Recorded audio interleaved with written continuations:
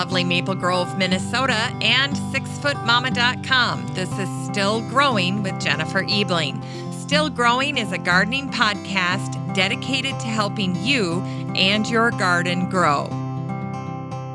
Hi there, everyone, and welcome to Still Growing, and thank you for listening. I'm your host, Jennifer Ebling. Well, I want to start out by welcoming new listeners to the podcast. So if this is your first time listening to the show, a special welcome to you. And I also want to welcome new members to our listener community in Facebook. It's actually in a private group that I've created for listeners of the show, and you can find it by searching Still Growing Podcast Group when you're in Facebook. Just go up to the search bar and then enter that term in, Still Growing Podcast Group, and our group will pop right up. And new members this week include Debbie Murai, Marcia Chapman, Denise Suhajda, Jill Beringer, Kevin Narizny, Maggie Braun, Joe Rizzi of New York, welcome Joe, Jill Turetsky-Mallinger from Austin, Texas, Randy Harrington, Chris Chiappa, Mike Sullivan from Kansas. I have a great friend named Mike Sullivan, so love that name. Kathy LaJoy Hassenjager, Deb Johnson, Sioux Falls, South Dakota, near my hometown of Worthington, Christine Colley, Danielle Smith Ernst, Steve Rupert, Karen Tandy out of Des Moines, Vicki Van Blaricum, and Lisa Rodberg in New Jersey. Welcome, you guys. Well, you might be wondering, why would I want to join the Still Growing podcast group on Facebook, the listener community? I'm going to tell you why. There's a couple of really key reasons I think that make it a great experience for you. First, the listener community is a place for guests of the show and listeners of the show to interact. So if you are passionate about an episode that you've listened to and you're looking to get direct contact with a guest that's been on the show, that's the place you can do that. You can ask your questions. In fact, today's guest, Megan Cain, answered a listener's question about her garden. And then that question turned into an entire blog post full of information for the listener about how to plan her 2017 garden. So just spectacular opportunities there to interact with guests that are on the show. And then just to give you a quick idea of some of the past guests that are in the group right now, we have Jen McGinnis of Frau Zinni, the blog Frau Zinni, Katie Dubow of Garden Media Group with the 2017 Garden Trends Report. Peggy Ann Montgomery was just on the show. She's with American Beauty Native Plants. She's in the group. Pam Pennick, the author of The Water Saving Garden, fantastic book. And Anna Thomas, the author of Vegan, Vegetarian, Omnivore, just to name a few. Now, one of the other great reasons to join the group is that it's a closed group. It's a private group. And there are two things that distinguish a closed or a private group from the other public groups that you can join very easily on Facebook. The first is that you have to request to join. So you do have to go to the search bar in Facebook and then type in the words Still Growing Podcast Group. And it's going to look like a closed group, which it is. So you're going to have to request to join anyway. And then once that I verify you're not a robot or a spammer, you're welcomed into the group. And by doing this, we eliminate a lot of the annoying comments or maybe inappropriate things that you might see from time to time in a group. It won't happen in the Still Growing podcast group in our listener community.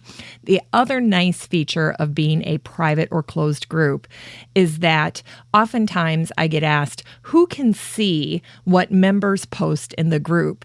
And the answer to that is only other members of the group. So when you share something in a public group on Facebook, everyone can see it. The public can see that post. But when you share it in the private Facebook group for the listener community for this show, it's only visible to the other members of the group. So that's another nice benefit. You know, the group is also the only place that I go to pick winners for any giveaways from my guests or sponsors. And last week, when Joel Carson was on the show, he generously offered to give away 6 copies of his book called Straw Bale Gardens. And the winners are Amy Fairbanks von Auken, Kelly Armstrong Smith, Bob Lutz, Barb O'Brien, Rachel Diedrich, and Kathy Brown. So congratulations, you guys. I'm going to have you private message me with your contact information. So include your email and your address, and I'll have Joel send those books to you. So congratulations again.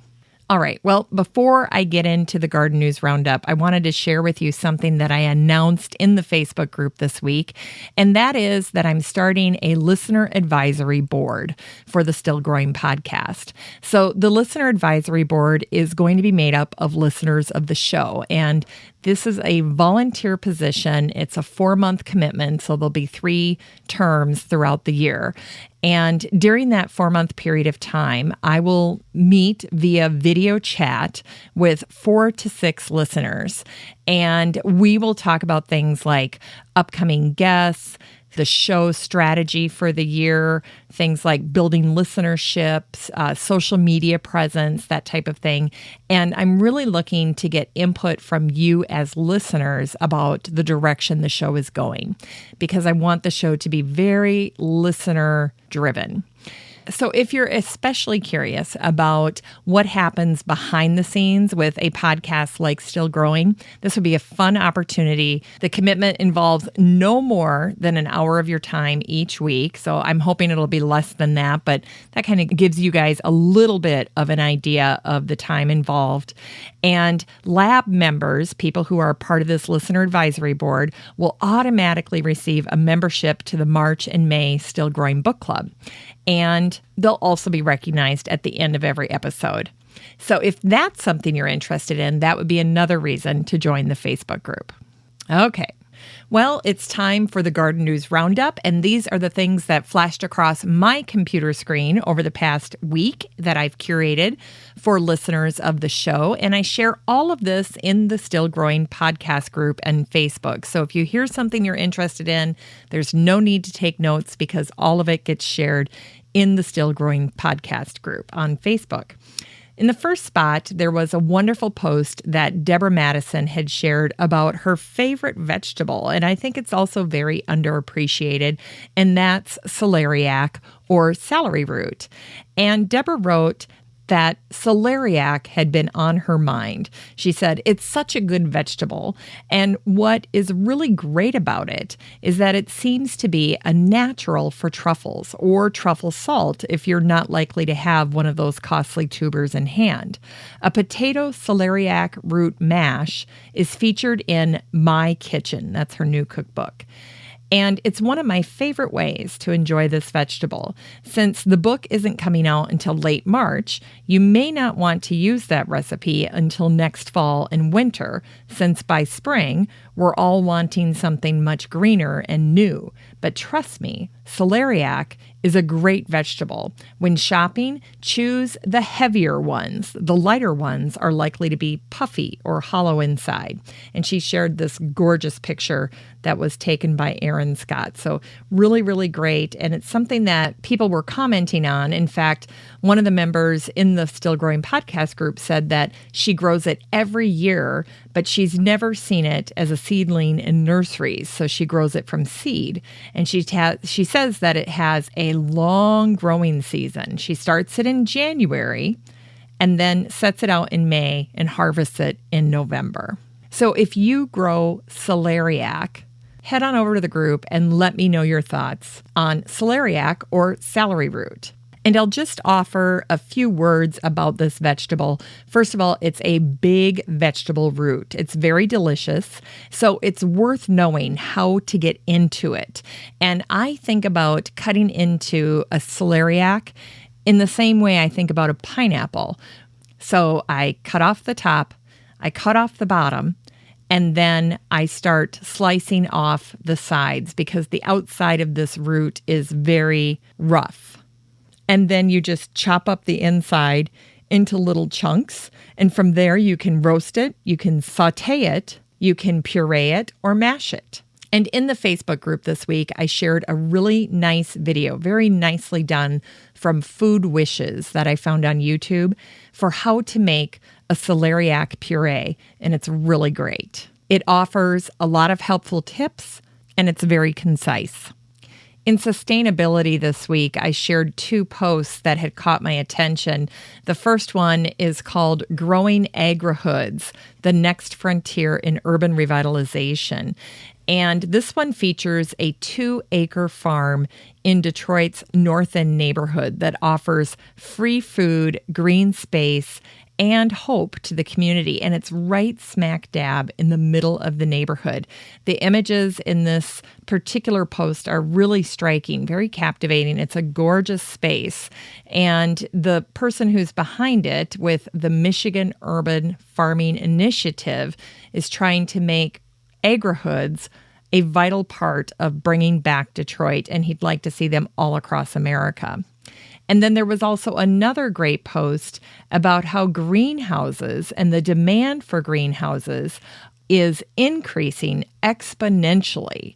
So from 2007 to 2012 alone, when the last farm census was done, production of vegetables in greenhouse structures increased from 1,400 acres to about 2,200 acres, and that's an over 60% increase in just 5 years. So greenhouses are hot, pardon the pun.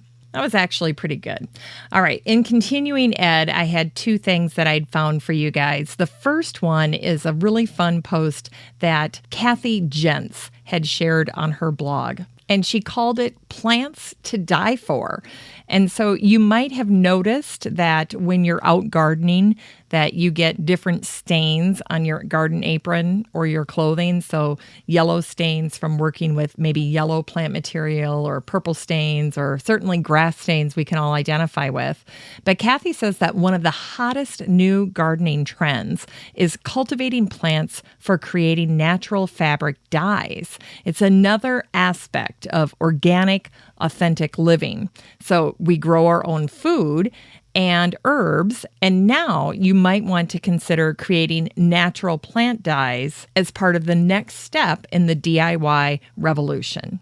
And Kathy goes on to say that it's maybe pretty easy for most gardeners to get started because there are some common dye plants that are fairly easy to grow, and we probably have some of them in our gardens, including goldenrod or lavender, onions, oregano, just to name a few. So that was a fun post in the continuing ed segment.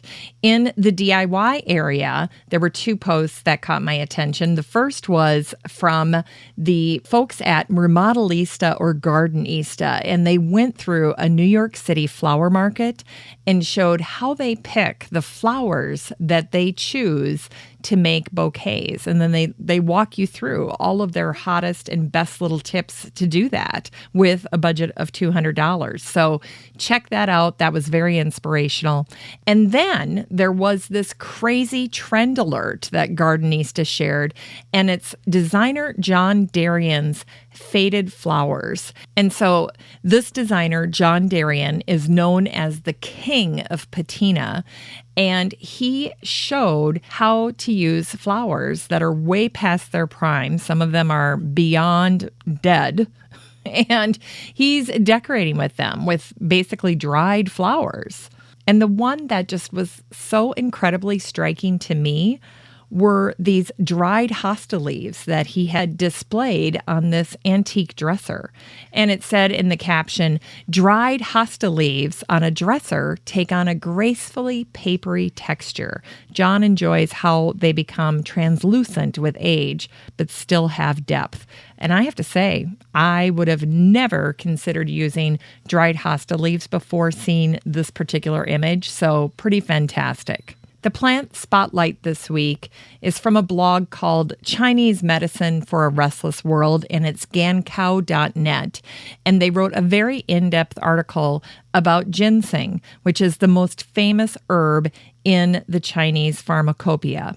Ginseng translates into man root, and man in this case isn't gender specific. It just basically means human root because the root resembles a human or a person if you've ever looked at it. So it's a very comprehensive look at this powerful ancient herb. In horticulture news, there were a number of posts that made it in this week. The first was shared by the BBC, and it is this post about how there were more corpse flowers that bloomed in 2016 than than had bloomed in any other year, and nobody knows why. So the corpse flower is that flower that has that huge bloom that doesn't smell so great, which is why it has the term corpse flower as its name. And these flowers take 10 years to build up enough energy to bloom, but mysteriously, dozens of them bloomed within weeks of each other in 2016. And again, this is a fun article that was shared by the BBC digging into why this particular phenomenon happened in 2016. And then in the last week in January, there was a super cool map of the United States that was shared by Earth Observatory through NASA at their website. And what it shows is a distribution of the forested area in the United States. So if you think you have a handle on where forests are in the U.S., this map will either confirm or deny that, but I had never seen a distribution map like this showing that. And it just goes to show how so much of the middle section of the country is completely deforested, with the most dense forests happening along the West Coast, although there's definitely, just on a pure mass scale standpoint, more forests all along the East Coast. Mother Earth News shared a post that they were recycling from March 13th, 2013. It's a classic, and it's all about heirloom carrot varieties, and it features the work of William Woys Weaver. He wrote the book called Heirloom Vegetable Gardening, and it's the culmination of some 30 years of firsthand knowledge of growing, tasting, and cooking with heirloom vegetables by Weaver. He's a staunch supporter of organic gardening, and what they did in this particular post is share an excerpt from his chapter simply called Carrots.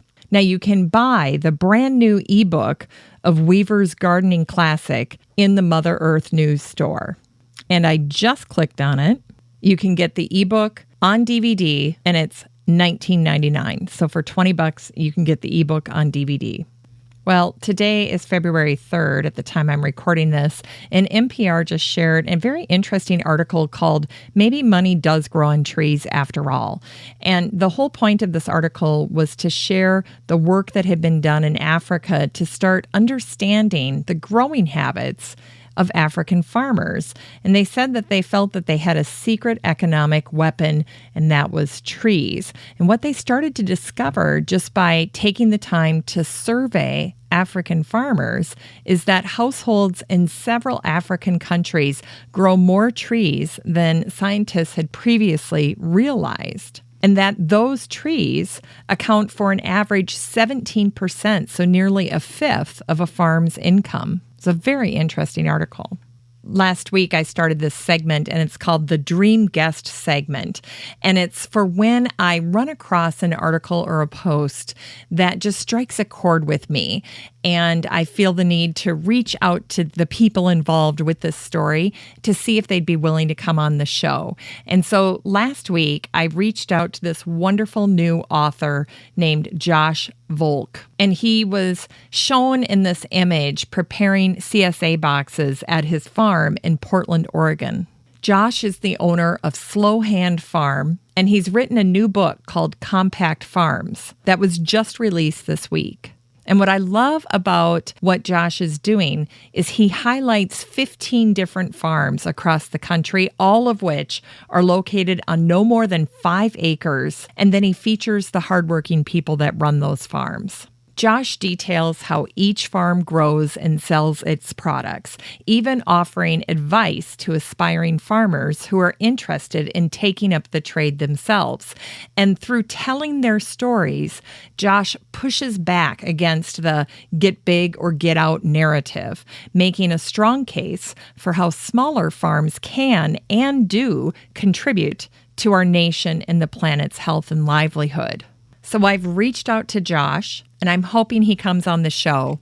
And I'm picking this book for the Still Growing March Book Club. And I'll start sharing details about that next week. In Science this week, I shared an article that was written by the Smithsonian Environmental Research Center. And the title of the article is called Dormant Orchids need fungi to rise again, and it's by Kristen Minogue. And it starts out by saying this: if you're a plant, when life above ground turns harsh, you have few options. Some orchids respond by going dormant, spending years to decades underground before reemerging above ground. But an army of the right fungi may help jolt them out of dormancy.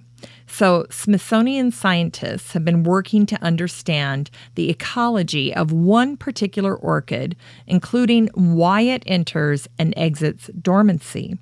And the orchid that they focused on is the small whorled pogonia.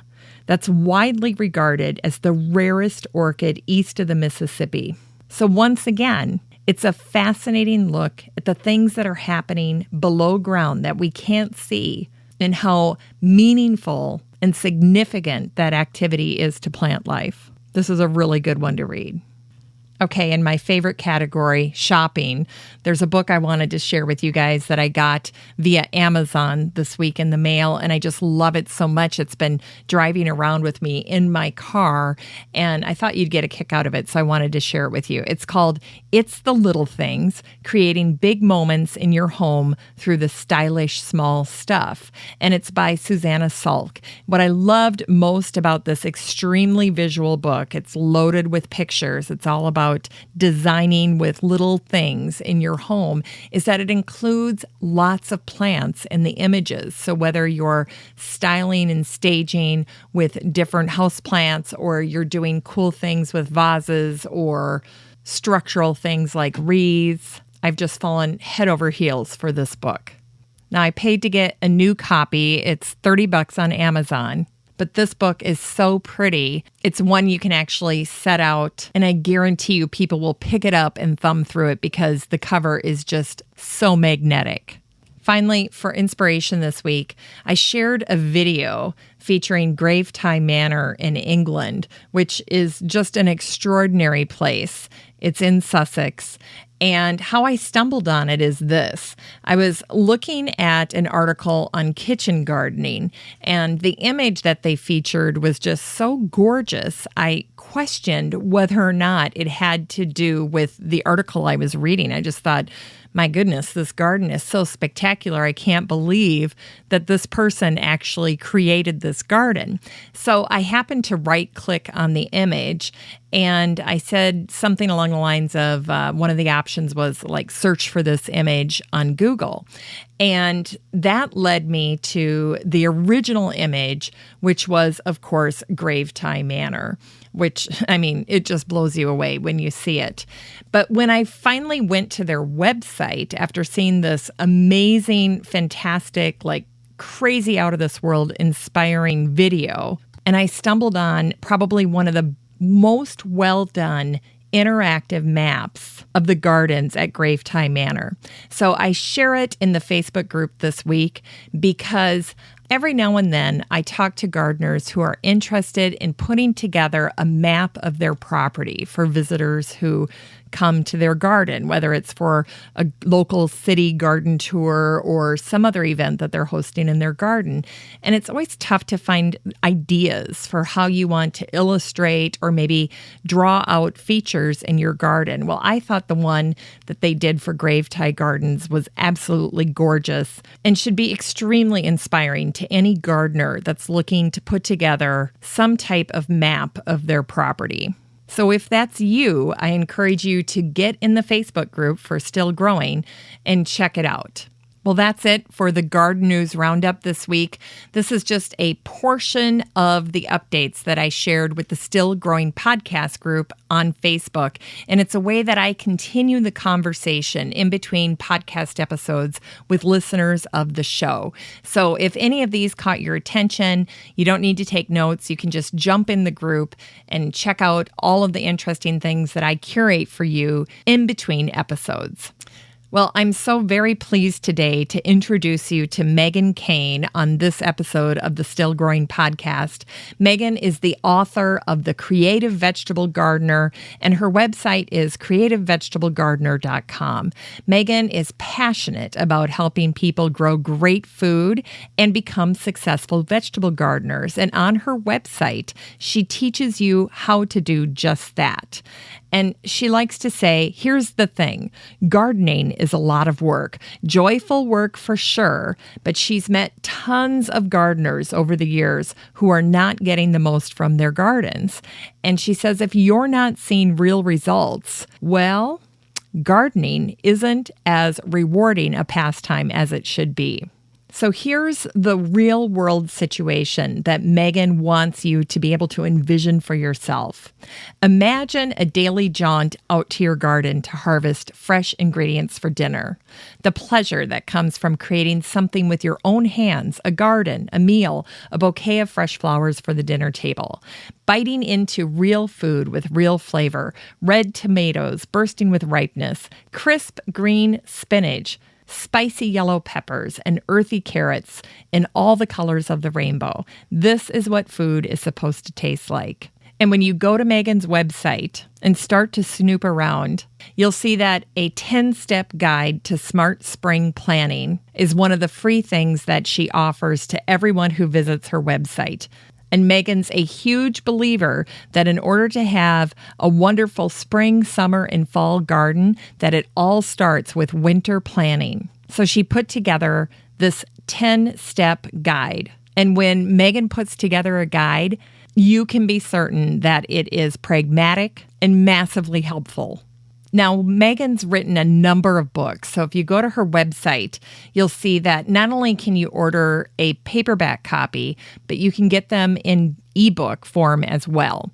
So she offers super easy seed starting, and then the book that we focus on today, her super easy food preserving, and then she features her brand new book, her Smart Start Garden Planner, which is a step-by-step guide to a successful season. In fact, I just got her newest one in the mail today, and it's gorgeous. I love it. And as someone who sees a lot of garden planners, this is now my new favorite.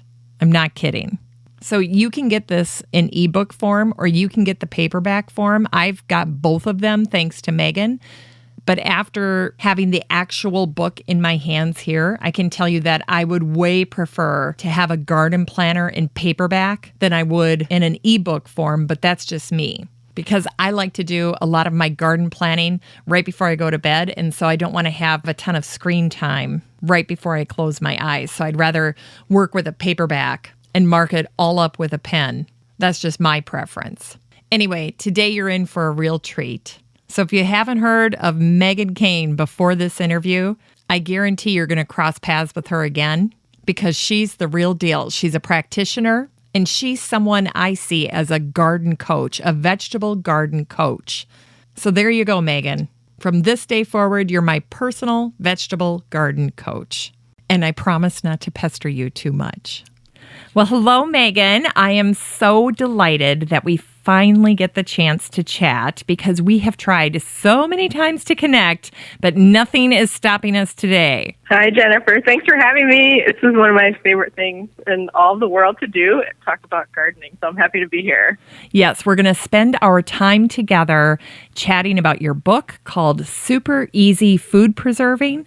But first, why don't we have you tell us about yourself? Sure. My name is Megan Cain, and my business is The Creative Vegetable Gardener, and I help people get the most from their vegetable gardens. So the most can be lots of different things, the most food, the most beauty, the most joy, whatever you want from your garden. I educate and encourage you how to get the most from it. And I write and I speak. And I teach sometimes in person in my area and kind of in my region, but also online as well. So I kind of have two parts of my business. Sometimes people meet me in person and sometimes people meet me online. Well, and we're neighbors, right? I'm in Minnesota. You're in Wisconsin.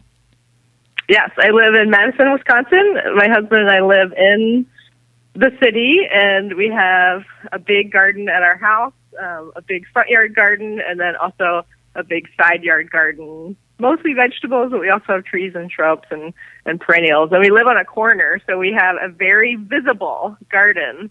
We have lots of bikers and walkers and people in cars that are constantly driving by our garden. And often people will stop and ask questions and compliment our garden and kind of say hi. And we've only lived here for about 2.5 years, and it was such a great way to meet our neighbors. Yes. When we bought our house, it was actually really overgrown, the whole front yard, and so we cut most of the things down, put in a big vegetable garden, and then the neighborhood just went berserk, kind of in a good way, not in a bad way. And tons of people would stop by and meet us and talk to us. So it's been really fun to have a very visible garden. In the past, I've had gardens that are in my backyard that nobody can see, but now we're kind of have a very public vegetable garden, which is really fun. Wow. Well, two things you said that just delighted me to no end is when you said you have a side garden, because right there, we know you're a true gardener, because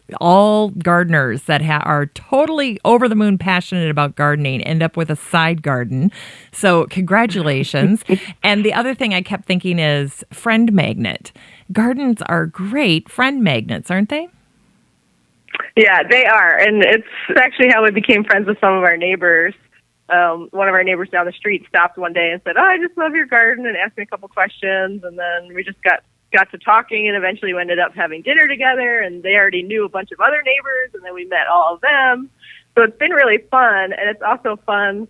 We had some new neighbors move in next door, and they have 2 little girls, and now the girls come over and help me harvest things from the garden, and then I send them home with bags of food. So it's a great friend magnet, and it's also a great way to really share with your neighbors and the people in your neighborhood. So I have a bunch of people on my phone, and sometimes I'll text them and say, "Hey, if you want any of this," something that I have a lot of, "just come by the garden." And then with a few close neighbors, I have kind of a standing invitation. Like, if you don't, I said to my one neighbor this summer, "Don't ever buy any kale. If you need any kale, just come to my front yard, harvest whatever you want. It doesn't matter if I'm home. You don't have to ask." And then I say that it's the same with herbs, because I have a lot of herbs that it's hard to use all your herbs. So I always say, "Don't buy any herbs. Just come to my garden." So It's a great way to be able to share with everybody as well. It is. That's marvelous. You know, I have the same deal with a friend of mine that lives a few houses down, and she's a wonderful cook. And she'll come over, and she has carte blanche to harvest whatever she wants, whenever she wants. And I'll never forget, there was a moment this summer when she came over, and she was back in the herb garden, and she was getting whatever she needed. And normally she'll just get it and then leave. And next thing you know, I hear the doorbell go off, and I thought, I wonder what's going on. And she's like, "You don't have tarragon?" And I'm like, "No, I didn't. I couldn't find any tarragon this year, and I didn't get it planted." And the next day, the doorbell rings. She ding-dong ditched me and left a tarragon plant on my doorstep. So, so then we had tarragon for my dear friend. But I always love hearing about the friendships that gardens help us form. I had interviewed Shelley Cram, the author of The Gardener's Bible. Lovely, lovely book. And when she sent me a copy, she had written in the front cover, she said, "Gardening is common ground." And it really is. And I think especially in a neighborhood, the way that you did it, where you come in and you revive and revitalize this property.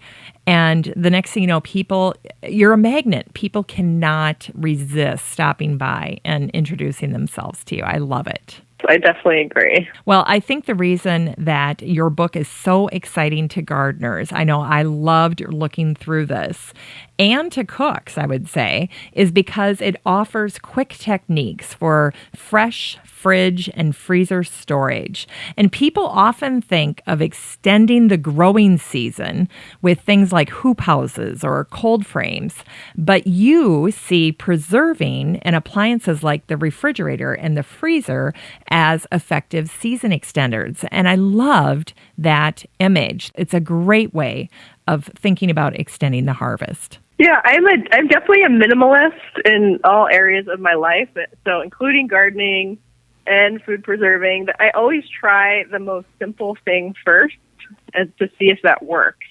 And so that was one of the things I started to experiment with food preserving, because canning, a lot of people really like it, and I think that's great. And for a lot of people, it feels like it's too intimidating, or it's too much work, or you need too many supplies. So I actually started canning first, and then started to think, how can I make this easier? And so then I started to experiment with different ways of putting food away. And so I'm a minimalist, and I like to do the least amount of work possible. I love gardening, and I spend a fair amount of time doing it, but I don't want to spend unnecessary time on tasks, because I also have a life just like everybody else and have lots of other things that I want to spend my time doing. So I love gardening, but I want to be efficient at it, and that goes for food preserving as well. So can we chat briefly about the layout of your book? Because you include some worksheets and checklists. How do you see people using this resource? Well, I wanted to lay it out almost like a cookbook, so where each vegetable, fruit, or herb has its own page or several pages, so that you don't have to read the book from front to back. You can come in from your garden and say, oh my gosh, I have a ton of kale right now, more than I can eat, more than I can give away. How can I preserve some kale? And then you can just go right to the kale page, read it through, and then just preserve some kale. So I wanted to design it so that I think what happens to many of us gardeners is that all of a sudden you have a bunch of food and you need to know what to do with it right now. And so I wanted to have a book where you could just get the information right away in the moment that you need it most. I love that. Well, from now on, I'm going to start to think of you as kind of the Occam's razor of food preservation, because it really is. You're going for the very simplest way to do it possible. I love the story that you told in your introduction about being the lazy food preserver. I'm going to say ingenious as well, though, because you really are looking for good solutions. You're not necessarily taking shortcuts that are sloppy or that wouldn't work necessarily. They've got to be valid. They've got to work. And this has to fly in the face of so many common notions about food preserving. You mentioned, people's reaction when you say the word canning. I know for myself, I've never canned, and it is intimidating.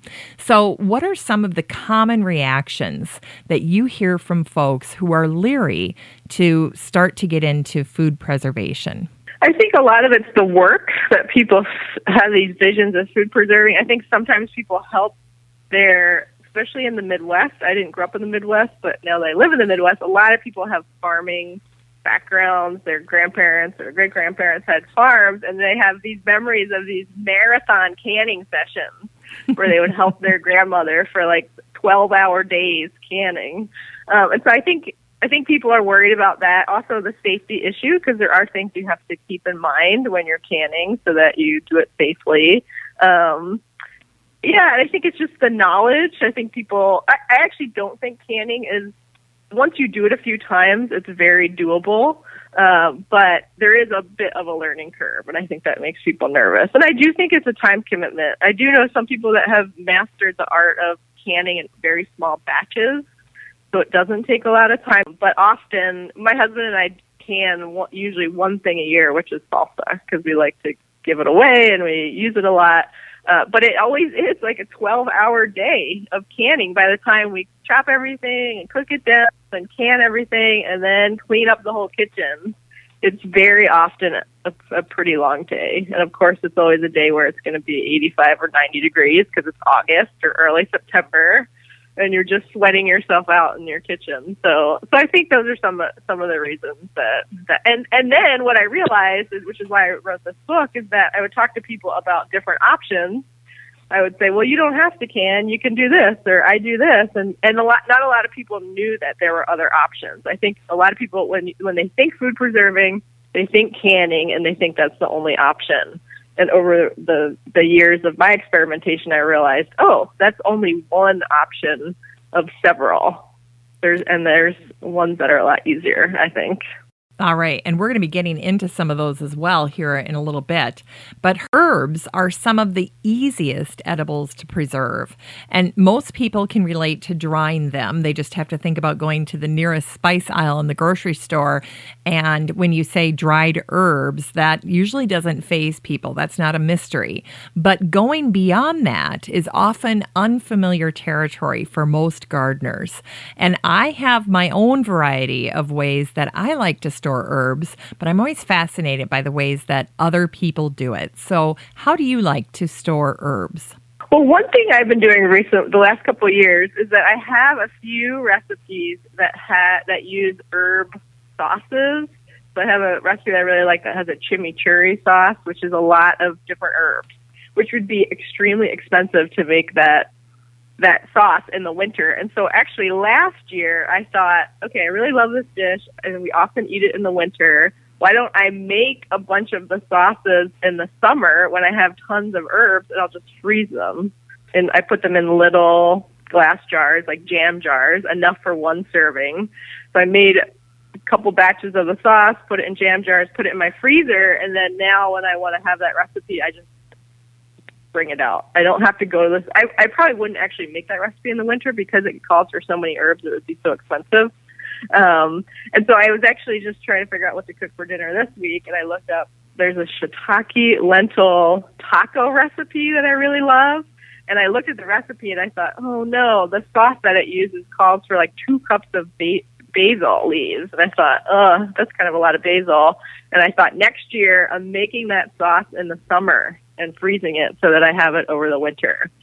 So that's one thing that I like to do. Certainly not the most simple way to preserve herbs, but it's one of the more interesting ways. Okay, hold the phone. First of all, I think that's a drop the mic kind of idea or notion that you're putting that together. I love the way your brain works. That's fantastic. So instead of, taking the herb and seeing it as a standalone, you're looking at entire recipes that are heavy duty herb users, and you're preparing those maybe out of season in a sense for the recipe, but not out of season for the herbs. And then you're storing that, you're batch producing this, and you're storing it in your freezer. Now, I want to make sure I understand how you're storing it. You're preserving it in a glass jar with a lid and then just throwing it in the freezer. Is that how you're doing it? Yeah, so I'm making the sauce. The chimichurri sauce is almost like a thin pesto. Okay. If you've never made chimichurri. So never. It's a bunch of herbs, and it's got some lemon and lime, which sometimes I just add later. But it's almost like a thin pesto. And so, yeah, I just make the sauce and then put it in. I have lots of little jam jars. I put it in a jam jar, put a lid on it, and then just throw it in the freezer. So I actually freeze a fair amount in glass, but you have to be careful. Different people have different success in freezing with glass. I have not had success freezing really liquidy things in glass. I've had my glass break. Yes. Then other people say, well, if you do it this way or use this kind of jar, I never have a break. But so I don't freeze liquidy things in glass, but anything that's more like a sauce or a paste or then anything that's dry. Okay. Like berries, I'll put in glass. So you don't have to worry. If you make a pesto or you make a sauce that's pretty thick, you don't have to worry about freezing in glass. Okay. That's why I had to ask you. Well, first of all, Minnesota raised, Iowa born. I know all about expansion. Plus, I'm married to an engineer. So I would never get away with freezing in glass. And so that's why I had to ask. My go-to for all things freezer is a Ziploc storage bag, a freezer bag. So, which obviously we could use as well, right? You could use that. You wouldn't be opposed to that, would you? No, you can use Ziploc bags. The thing that I don't like about them is they do wear out after a season or two. Sometimes they get holes in them. And so I like the jars because I can just use them over and over and over. I don't feel like I'm creating waste. We can recycle plastic bags here, but I still don't feel that great about all the plastic that I end up disposing of. So I like jars because I feel, and lids, and I can just use them over and over and over and over and over, and they don't really wear out. Periodically they break. But, okay, got it. But yes, you can certainly use Sometimes people will freeze sauces or pestos in ice cube trays and then move the ice cubes into a Ziploc bag. Some people just make little patties and freeze those and then move them to a Ziploc bag. So there's lots of different ways that you can freeze things. You don't have to freeze it in a jar. Oh, I love the patty idea. Yes, but I do like to have, one thing to keep in mind is what's a serving size for you. And so sometimes I try to freeze things in a serving size or 2 serving sizes. I wouldn't freeze a whole quart jar of sauce or pesto because it would take us a long time to use that much. So I try to go for some smaller containers or smaller quantities so that I know, okay, I can use this whole jar in one recipe or half the jar in one recipe. Okay. So that's one thing I kind of think about over time. Well, now I'm totally tracking with you. It's you and your husband, so jam jars are working for you, where with me and 4 teenagers and the dog, I usually end up having to save a few leftovers. Otherwise, I get the sad face. So for me, I'd need a couple of jam jars or a bigger container. So I love that you're thinking about all of these things with kind of the end in mind. Really, you're reverse engineering how you are going about preserving, and I love that. The other thing is, let's talk a little bit about storing in these patties, or this idea that you can make kind of a patty out of the paste, I'm assuming, right? That you're making, whether it's a pesto or some type of thicker substance. Have you done that? Have you made something into a patty and preserved it that way? I don't, because I just like the jars. I think I just like the simplicity of the jar. For me, is that I can just put the sauce right in the jar, and I just put the jar in the freezer. Where there's something about the extra step of the patty. It's like I have to make it into a patty, then I have to come back when it's frozen and then put it in a bag. I don't know. It's not really that big of an extra step, but yeah, I think the jars work for me. But just like you said, everybody is going to have something different that works for them. And that's one of the great things about food preserving and the great things about gardening is that everybody has their own technique. And it's funny that you said reverse engineering, because I talk about that a lot in gardening. And one of the ways, and I talk about this in the book, one of the ways to reverse engineer over time is to keep records of what you preserve. And that's how I've kind of come up with a food preserving formula in a way that I know that we never need more than 12 pestos because we just don't eat that many pestos. And it can just be in the book. I just have a really simple record keeping sheet, and you can actually print it out on my website after you get the book. And I just have a binder, and I just have a sheet in the binder, and I just keep track of what I preserve every year. And then I total it up at the end of the year. And then the next season, when I'm preserving, I'll say, okay, how many pestos did I put away last year? I'll say, okay, I put away 12. Yeah, we pretty much use them all. Okay, that's a great number. Or I'll say like, last year we froze kale and we've used it all before the kale season started again. So I made a mental note and thought, okay, I need to freeze more kale next winter. And so this fall, when I was freezing kale, I checked to see, okay, how much did I freeze last winter? I froze 10. That wasn't enough, so maybe I'll try to freeze 15 this year. And so that's a way, if you pay attention and keep just very simple records, you can eventually, and certainly things change from year to year and people's lifestyles change and circumstances, but you can kind of come up with a formula. Because again, thinking about not wasting time or money, you don't want to put away more than you're actually going to use. In our house, the goal is kind of to try to eat through everything that we preserved in a year, so that we're starting new, because quality degrades over time, and so it's a good idea to try to eat everything within a year or two.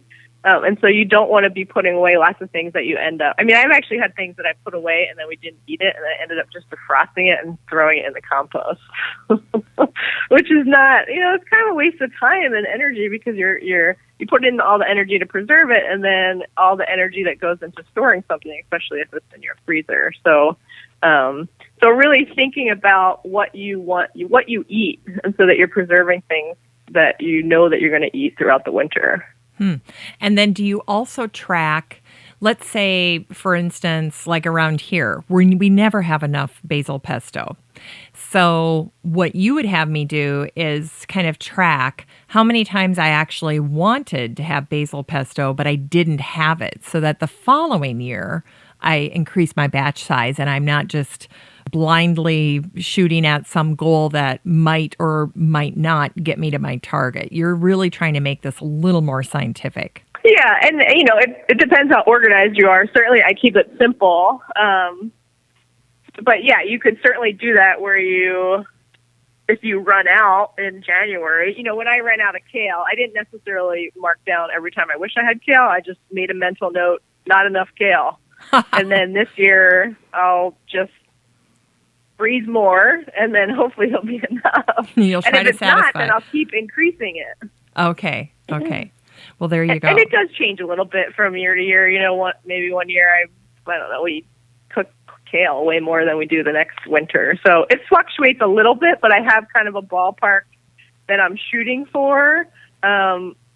And with certain things, I know that we're going to eat it all, and then we want a few extra to give away. And my sister really likes pesto, so I'll make sure I have a few extra jars. She just asked me when we came to visit for Thanksgiving. She said, "I just finished my pesto. Do you have any more?" And so I brought her a jar. So it's also nice to have a little bit extra to give away to friends and family members, certainly if you know that they like a very particular thing that you make.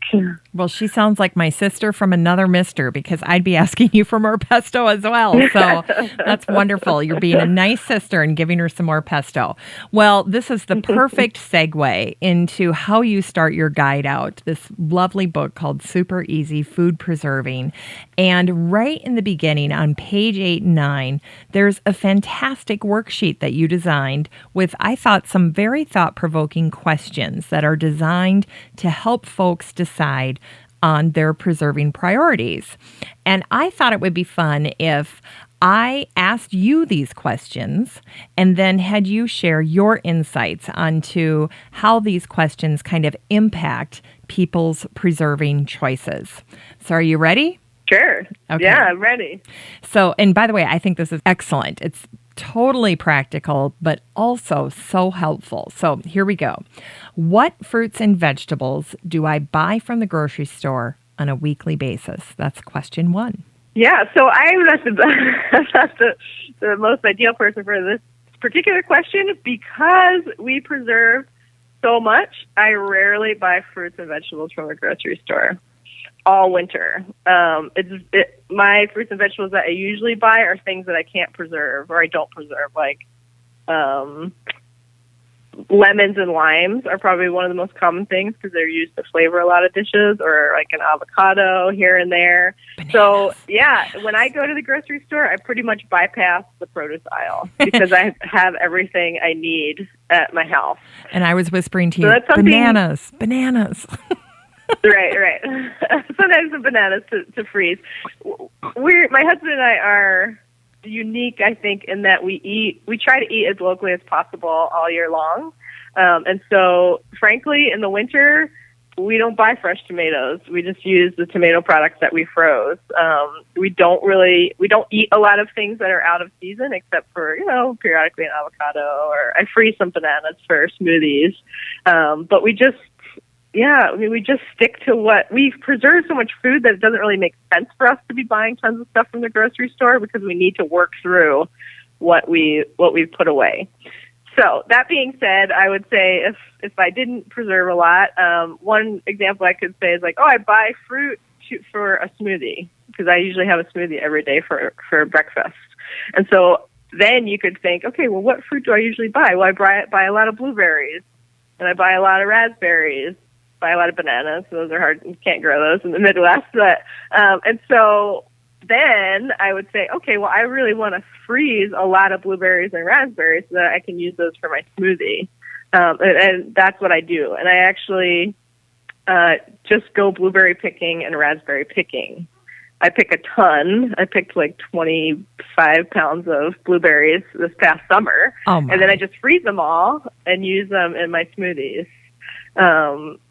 So, for another example is like we eat a lot of beans and rice, like burritos sometimes. So you could say like, oh, okay, from the grocery store, I'm often buying onions and garlic for a lot of my dishes. So those are two things that I grow in my garden because when we cook a lot at home, and everything that we cook starts with garlic and onions in the pan.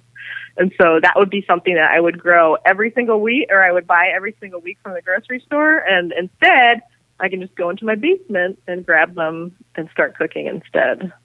So that question is really, food preserving is very personal, and it has to do the most with your own particular situation, what you like to eat, what your family likes to eat, and the things that you eat on a regular basis, and thinking which of those things can you potentially preserve so that you can save some money and even save some time, because it's like we all buy the same things every single week, basically, from the grocery store. And you can save some time by having them in your basement instead. Well, I love that. And I love that when we're talking about changing behavior here, we're not changing what you're eating. We're just changing where you're going to source it, where you're going to get it. And it's a lot easier to just head down the basement steps to get what you need instead of having to drive to the store, potentially forget it, and come back home with nothing. Right. And then I think also sometimes what happens is it does change what you eat. Right now in my office, I have 4 crates full of sweet potatoes. And when I was sat down this morning, when I was having my tea, I thought, okay, what am I going to cook for dinner this week? And I thought, I have to cook something with sweet potatoes because we have so many sweet potatoes, we have to use them. And so it's I think as gardeners, we're used to a certain extent, planning our meals around what's coming from our garden. Certainly that's what I do. Whatever's coming from my garden, that dictates what I'm cooking. And food preserving is just an extension of that. I'm still doing that in the winter. I'm still thinking about, okay, what do I have in my freezer? What do I have in my pantry? What are the vegetables I need to use? And then I go out and figure out what I'm going to cook instead of the other way around. So, like I said, I think as gardeners, we already do that, and food preserving is just an extension of that in the winter. Your story here is reminding me of something that happened with my daughter Emma one time. And when my kids were little, I was a huge garage saler because I knew they were going to be tall. And once they get past a certain size, you really have to buy their clothes. You can't, just source them from garage sales. But I had one year, I think she was like 4 or 5, I had gone to garage sales and I would buy their clothes ahead of time, and then I'd box them up in the basement by size. And I'd go down in the fall and get the winter clothes and go down in the spring and get the spring clothes. Well, this particular spring, I think Emma was 4, I went down to the basement, and here apparently on a number of different trips, I had bought 3 different Easter dresses. So I laid them out on the sofa and I said, Emma, you get to pick which one you like. Yeah, I have 3 Easter dresses for you. And she picked one out, and I said, when I was a little girl, I only got 1 Easter dress, and that was a huge deal to get an Easter dress. And she looked at me and she said, didn't you have a basement? And it could be easily the same thing for, how kids think about, where does food come from? Because if you're growing up in a family where mom's preserving or dad's preserving, and you think about going to the freezer to get the items that you need to cook, it's a lot different than saying, oh, mom has to go to the grocery store to get the food, or mom has to go to the restaurant to get the food.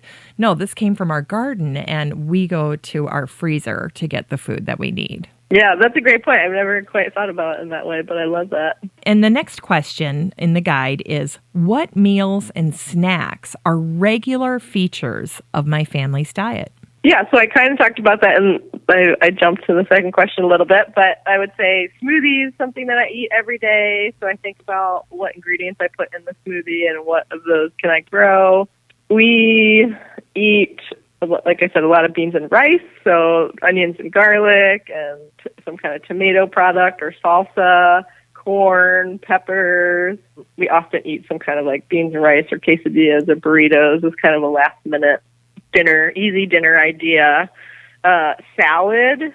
We eat a lot of salad, often have a salad with dinner. So that could be something that maybe some people buy from the grocery store a lot, salad ingredients. Yeah, and a lot of things with tomato products like soups or I often find that could be something if you buy a lot of canned tomatoes, chopped tomatoes or whole tomatoes. That's something we tend to use a lot in different recipes. So yeah, I think those are some of our main dishes. And like I said, everything starts with onions and garlic. Perfect. The next question is, are there foods I want to eat out of season? And this kind of gets to that, was it the chimichurri sauce that you make? Mm-hmm.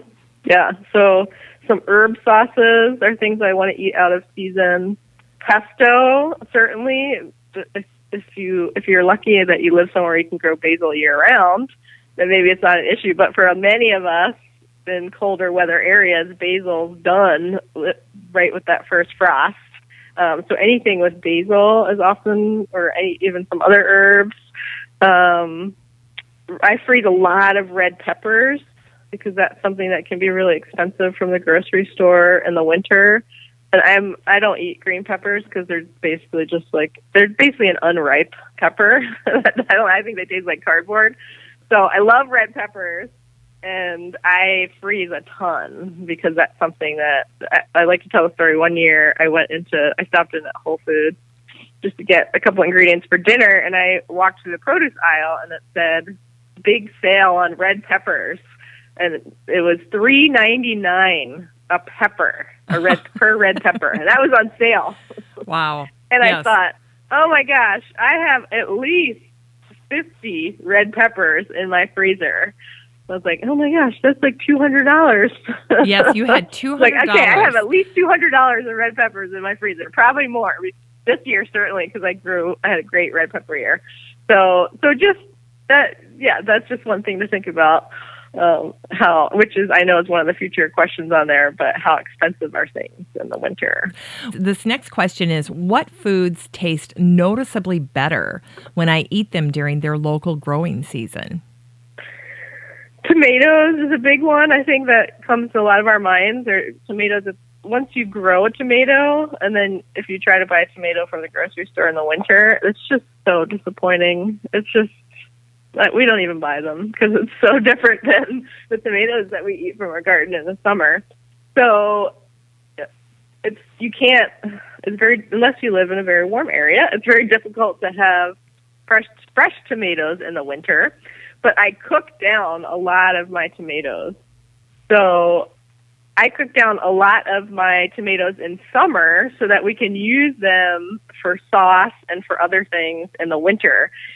And the difference between a jarred sauce, tomato sauce that you'd buy from the grocery store, and the sauce that you make from your own tomatoes in summer is so different because you're cooking down those tomatoes at the height of the season. So there's so many times that I make a sauce in the winter and I just taste a little bit of that sauce and I just am completely transported into the summer. And I just think, oh, it tastes so good. It's so sweet. It's so flavorful. I can taste summer.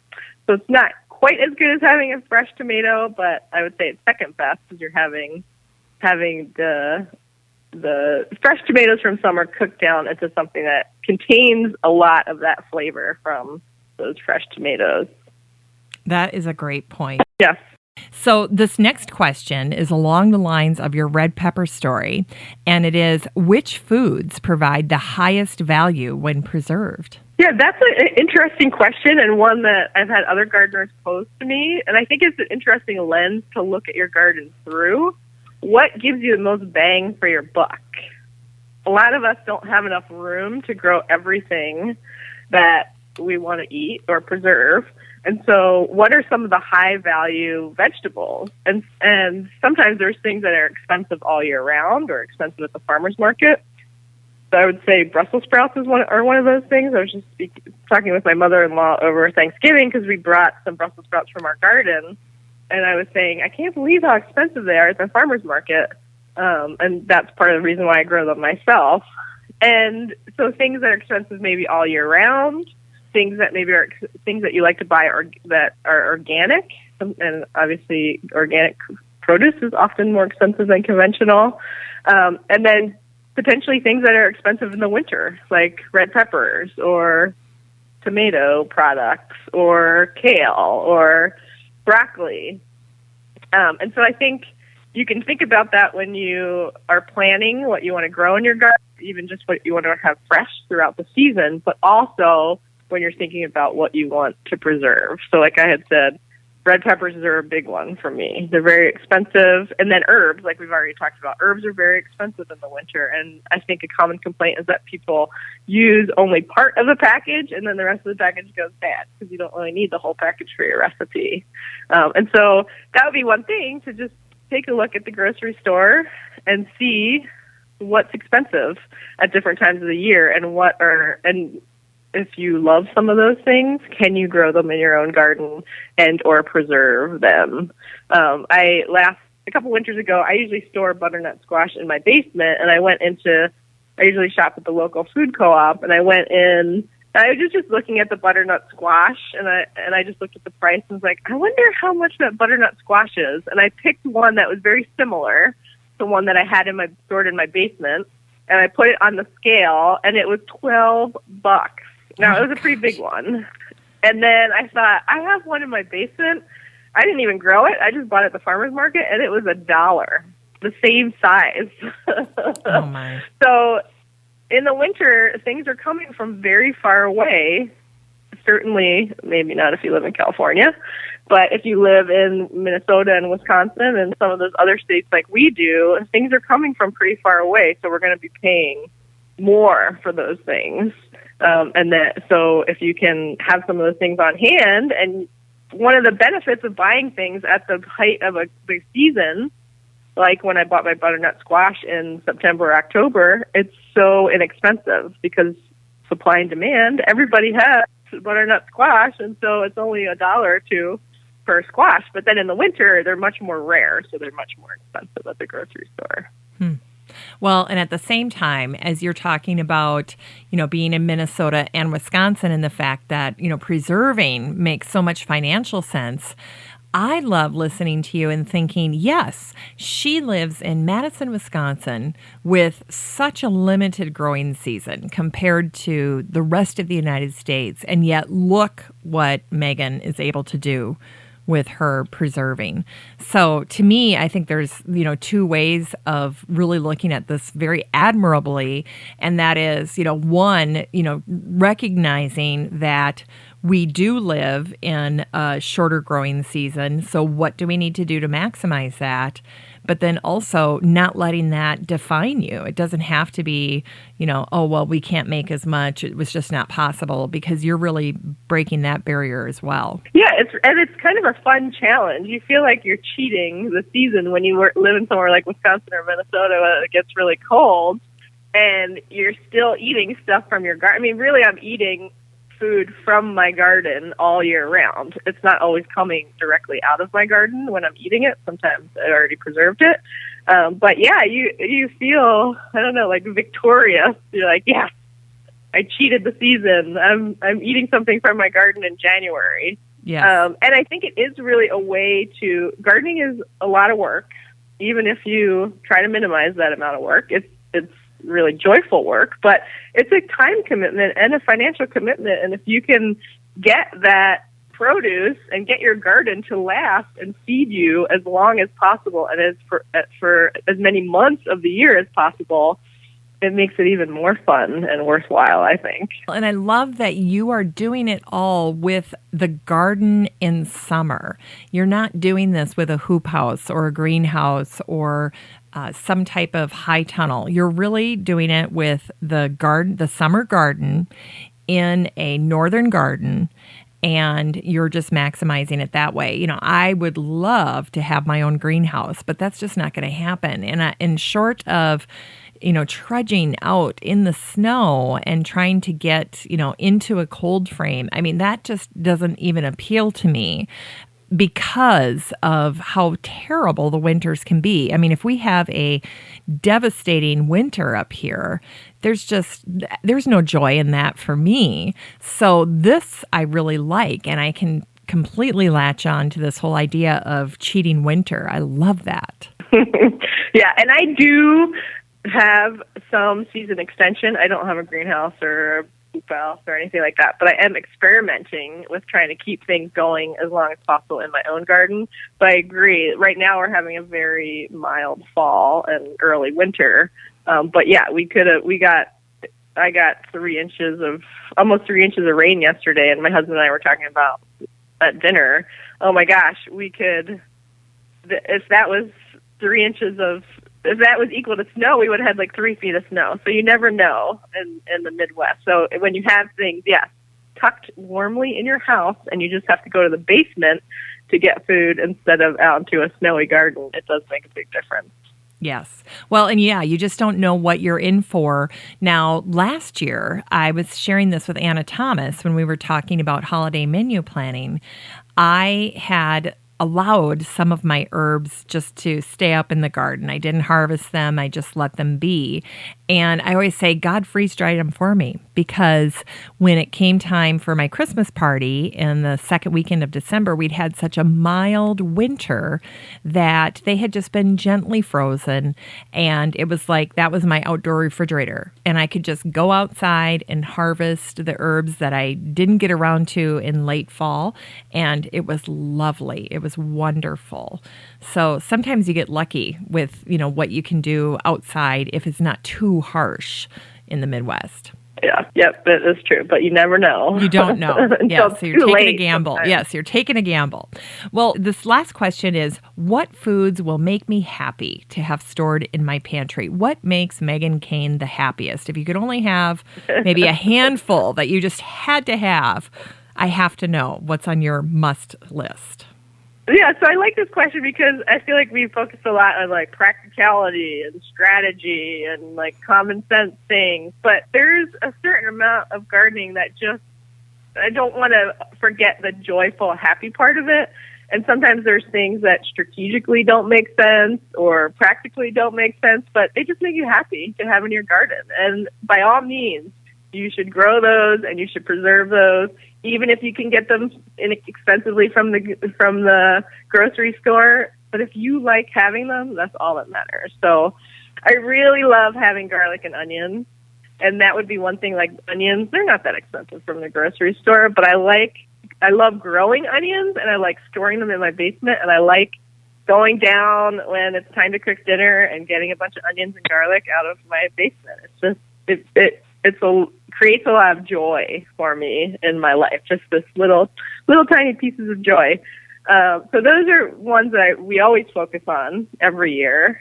I do really love having blueberries and raspberries because those kind of feel like very valuable because they are expensive often from the grocery store when you buy them frozen. And like I said, I eat a lot of smoothies, so I use them for my smoothies.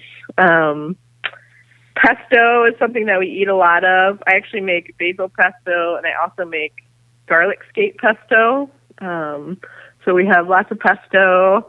And red peppers, we already talked about. I feel like I'm rich when I have lots of red peppers. Those are probably the main ones. And kale is something that we use a lot of, frozen kale. So we often will freeze a bunch of kale as well. Let's chat quickly about using all the parts of the plants, like carrot leaves or radish leaves, and how you like to use them in your preserving. Are there parts of plants that you preserve that maybe other gardeners discard out of hand? Yeah, I don't actually think I'm very good at that. I mostly use the parts of the plant probably that everybody else uses, and I'm kind of embarrassed to say that I did just harvest a bunch of beets and a bunch of carrots out of my garden, and I just composted all the leaves.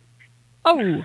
So I see people sometimes on Instagram or social media, they're like, oh, I made this such and such from these leaves or those leaves, and I'm not very good at that, I have to be honest. So I would love to hear from some of the listeners of your show if anybody has some great recipes or good suggestions for using some of the parts of the plant that I embarrassingly do not use. Well, there you go. Goals for 2017. But I tell you what, I have one for you right off the bat that was life-changing to me, and it's Anna Thomas's carrot top pesto.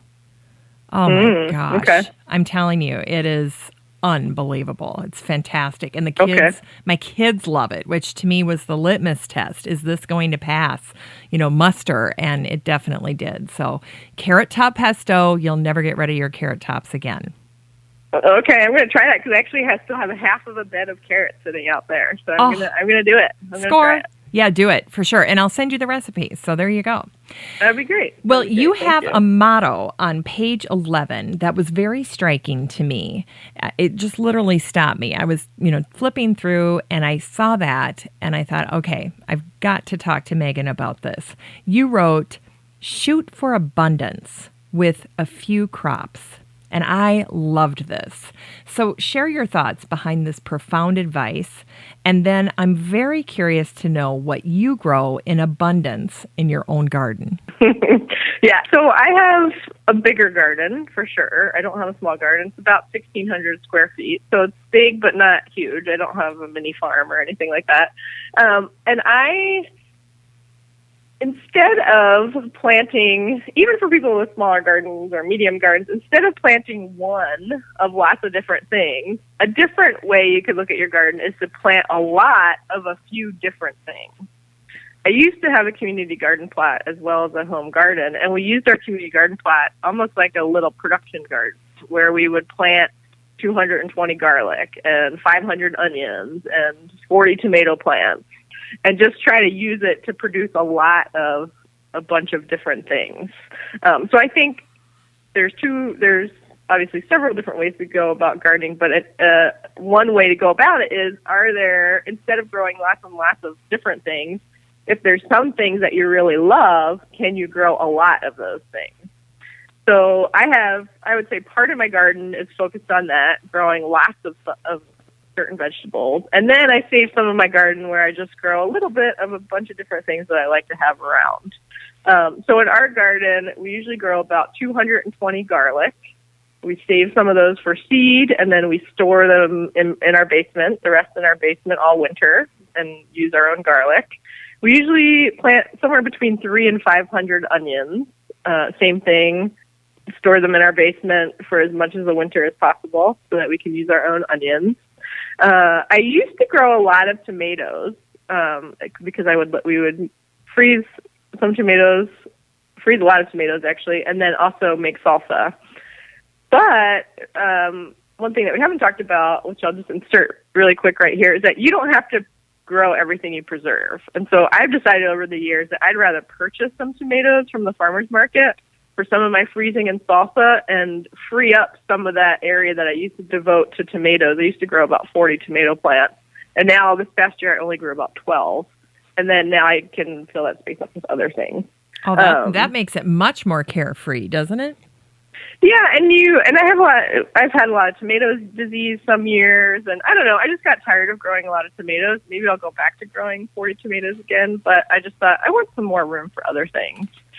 So I used to grow a lot of tomatoes, not as much anymore. I grow a lot of peppers, red pepper plants. I had about 40 red pepper plants this year.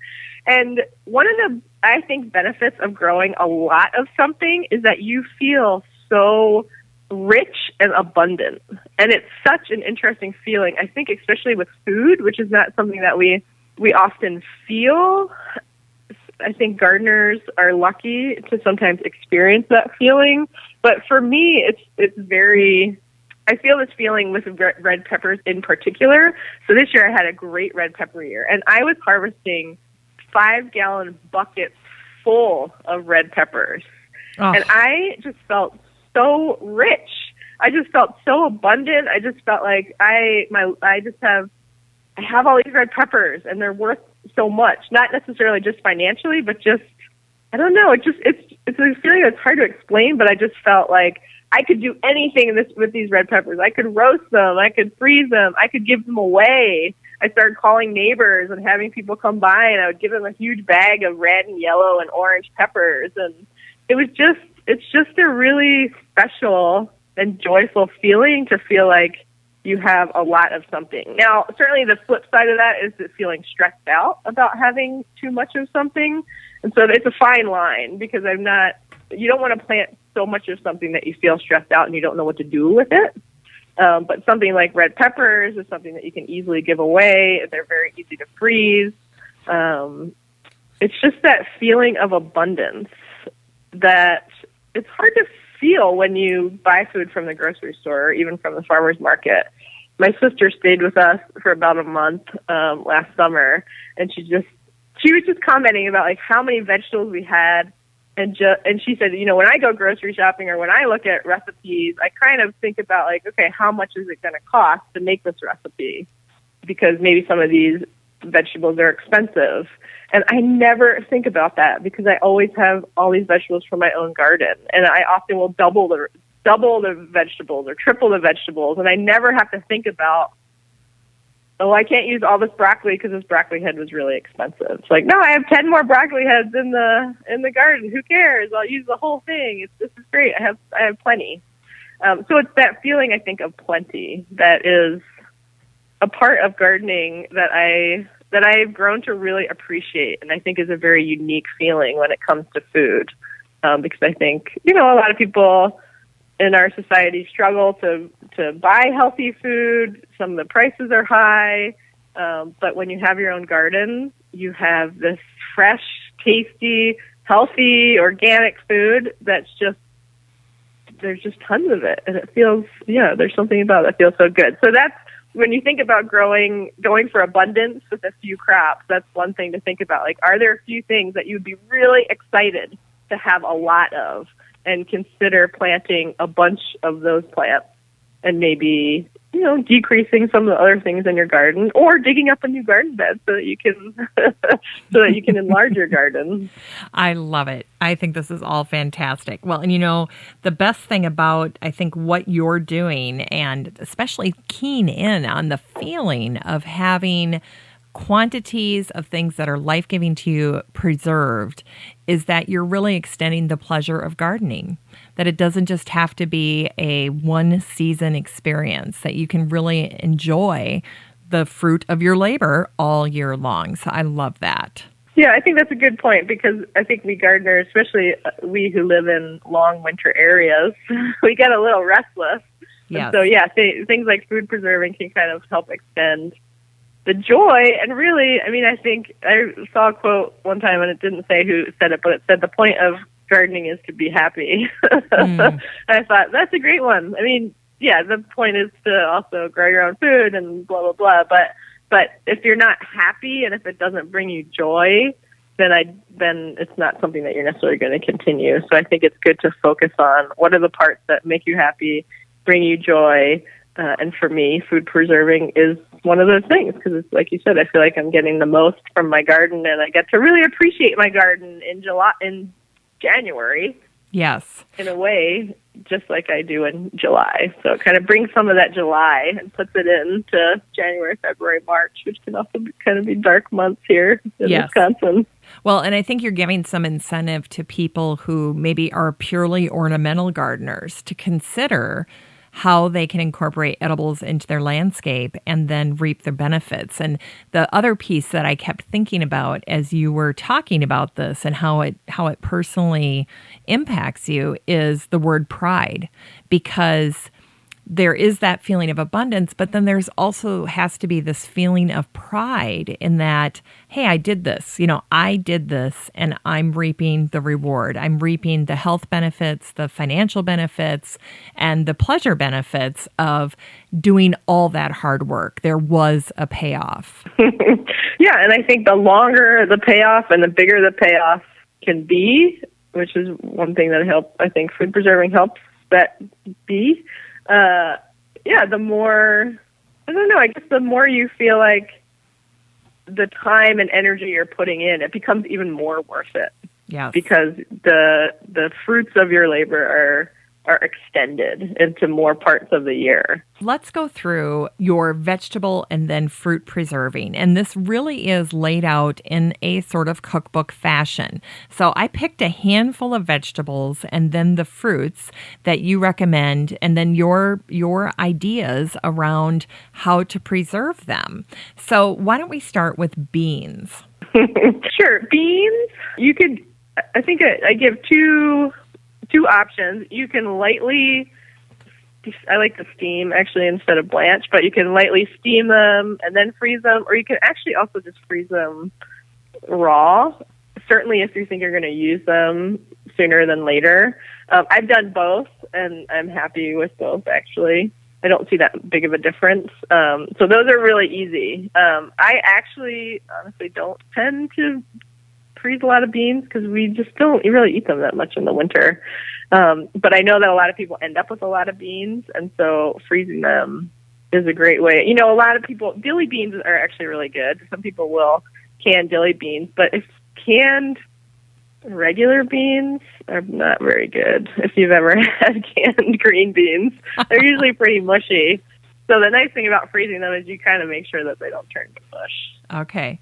How about beets? And one of the things that I was really surprised to see and hear is you say leave the soil on the beets. Yeah, so I leave my beets in the garden as long as possible. I actually just harvested them. I usually harvest them somewhere around Thanksgiving, depending on what the weather is. So like you had mentioned earlier, the garden can be a natural refrigerator in the fall and even in the winter, depending on where you live.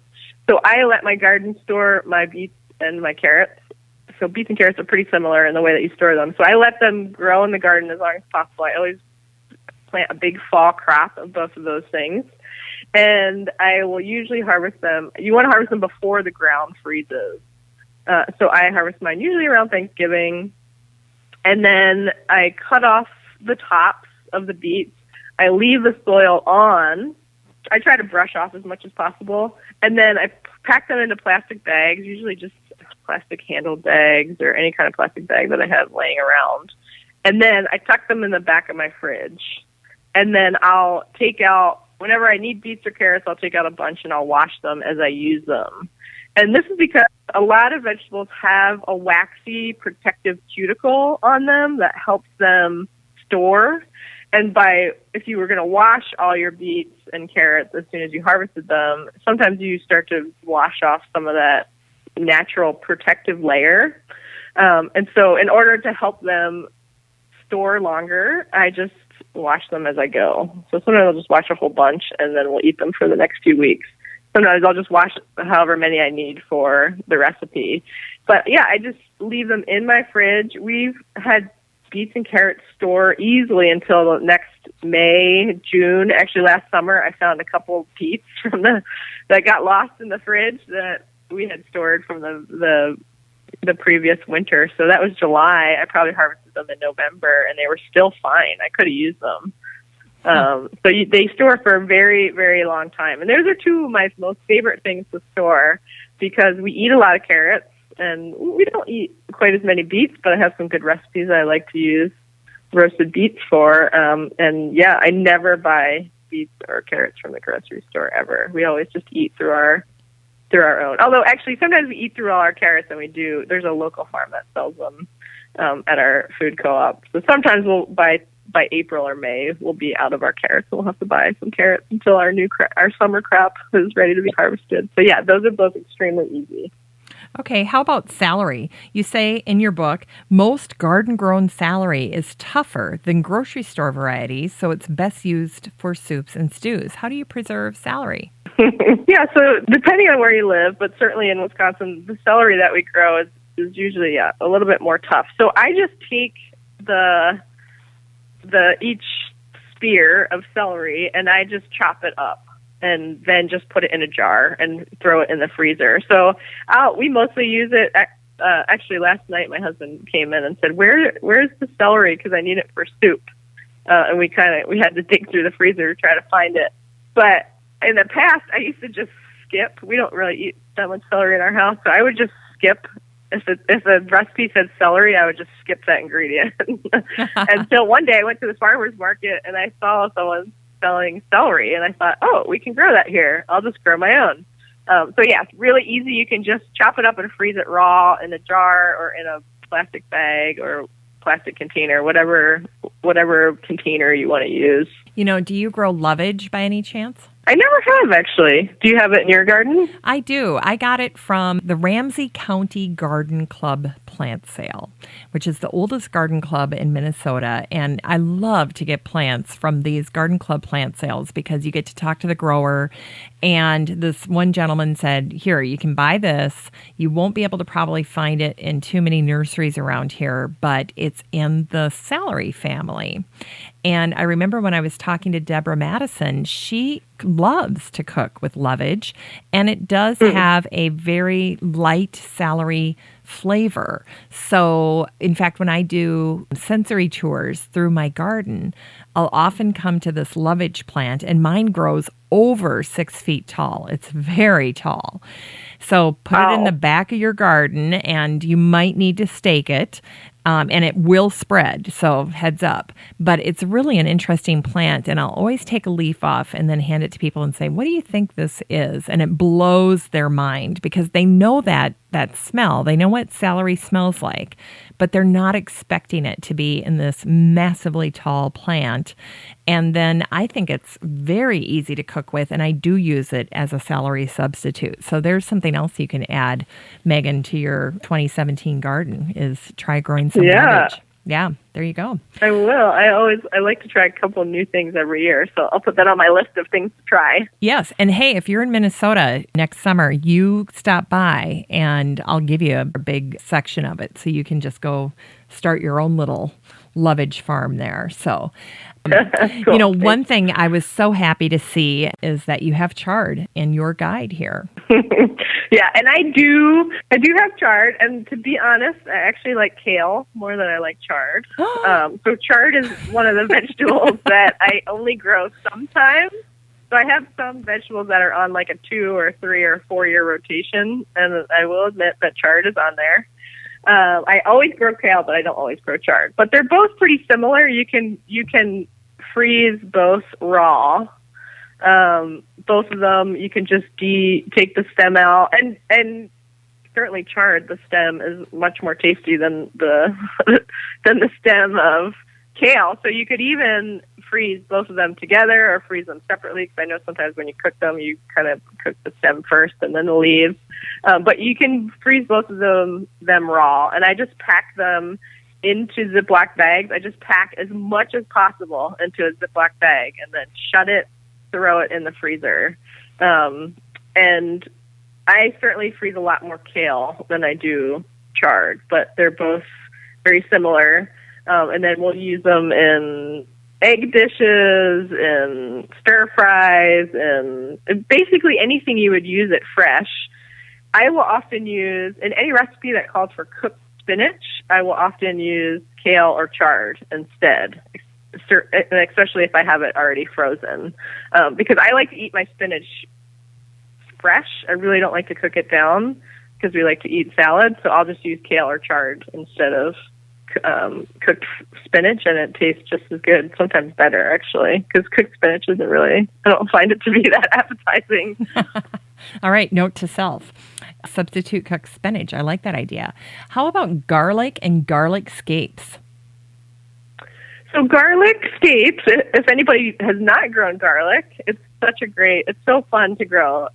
Easier if you're a northern gardener, but certainly possible if you're a southern gardener, but there's some extra things that you have to do that you can look up.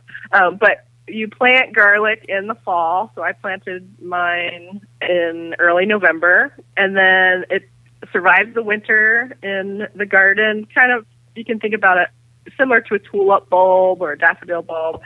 So survives the winter, and then we'll start growing in the spring, just like some of the bulb flowers. And then about sometime in June in Wisconsin, it sends out a scape, which is almost looks like a stalk, a flower stalk, and then it curls over and it has the little garlic flower. So a lot of people will say to cut them off, because once a plant has flowers, it often will put the energy into the flower, whereas garlic, we really want the energy to go into the bulb. And so a lot of people will cut the scapes off. You may have seen them if you shop at your local farmer's market. Everybody all of a sudden has garlic scapes in June. And so I harvest them and I make pesto out of them. And I actually sometimes like it better than basil pesto. Really? And I've had some basil. Yeah, I've had some. I think it definitely has a more garlicky flavor. It kind of has a deeper, slightly more complex flavor.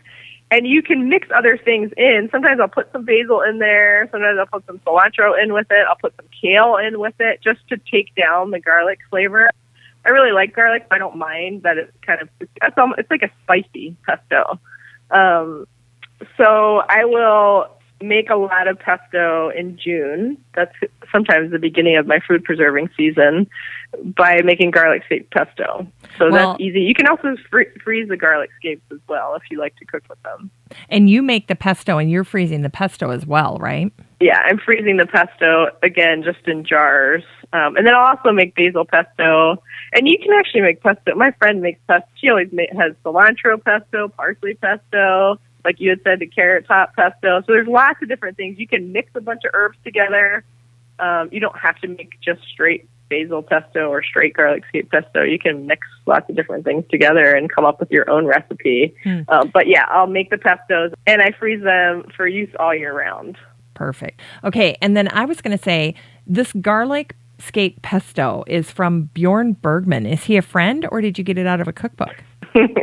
Yeah, he's a friend of mine, and the first one, these are the friends, they're huge food preservers, and they make lots of different types of pesto, one of them being garlic scape pesto, and they're actually the ones that turned me onto it. When I had theirs, I thought, oh, I like this just as much as basil pesto, maybe even more. And I've also had some basil disease in my garden, and so I've had a couple of years where I actually lost a lot of basil to disease before I even was able to make that much pesto. Ugh. And so now as kind of insurance policy to make sure I have enough pesto, I'll just make a bunch of garlic scape pesto just in case I have problems with my basil. Wow. So yeah, it's really easy, and I actually have there's a recipe in the book. I actually have a blog post on my website that is how to make garlic scape pesto with pictures and that recipe. So if folks want to look it up, you could probably just Google Creative Vegetable Gardener garlic scape pesto, and it should come up, and awesome. You can check out the process.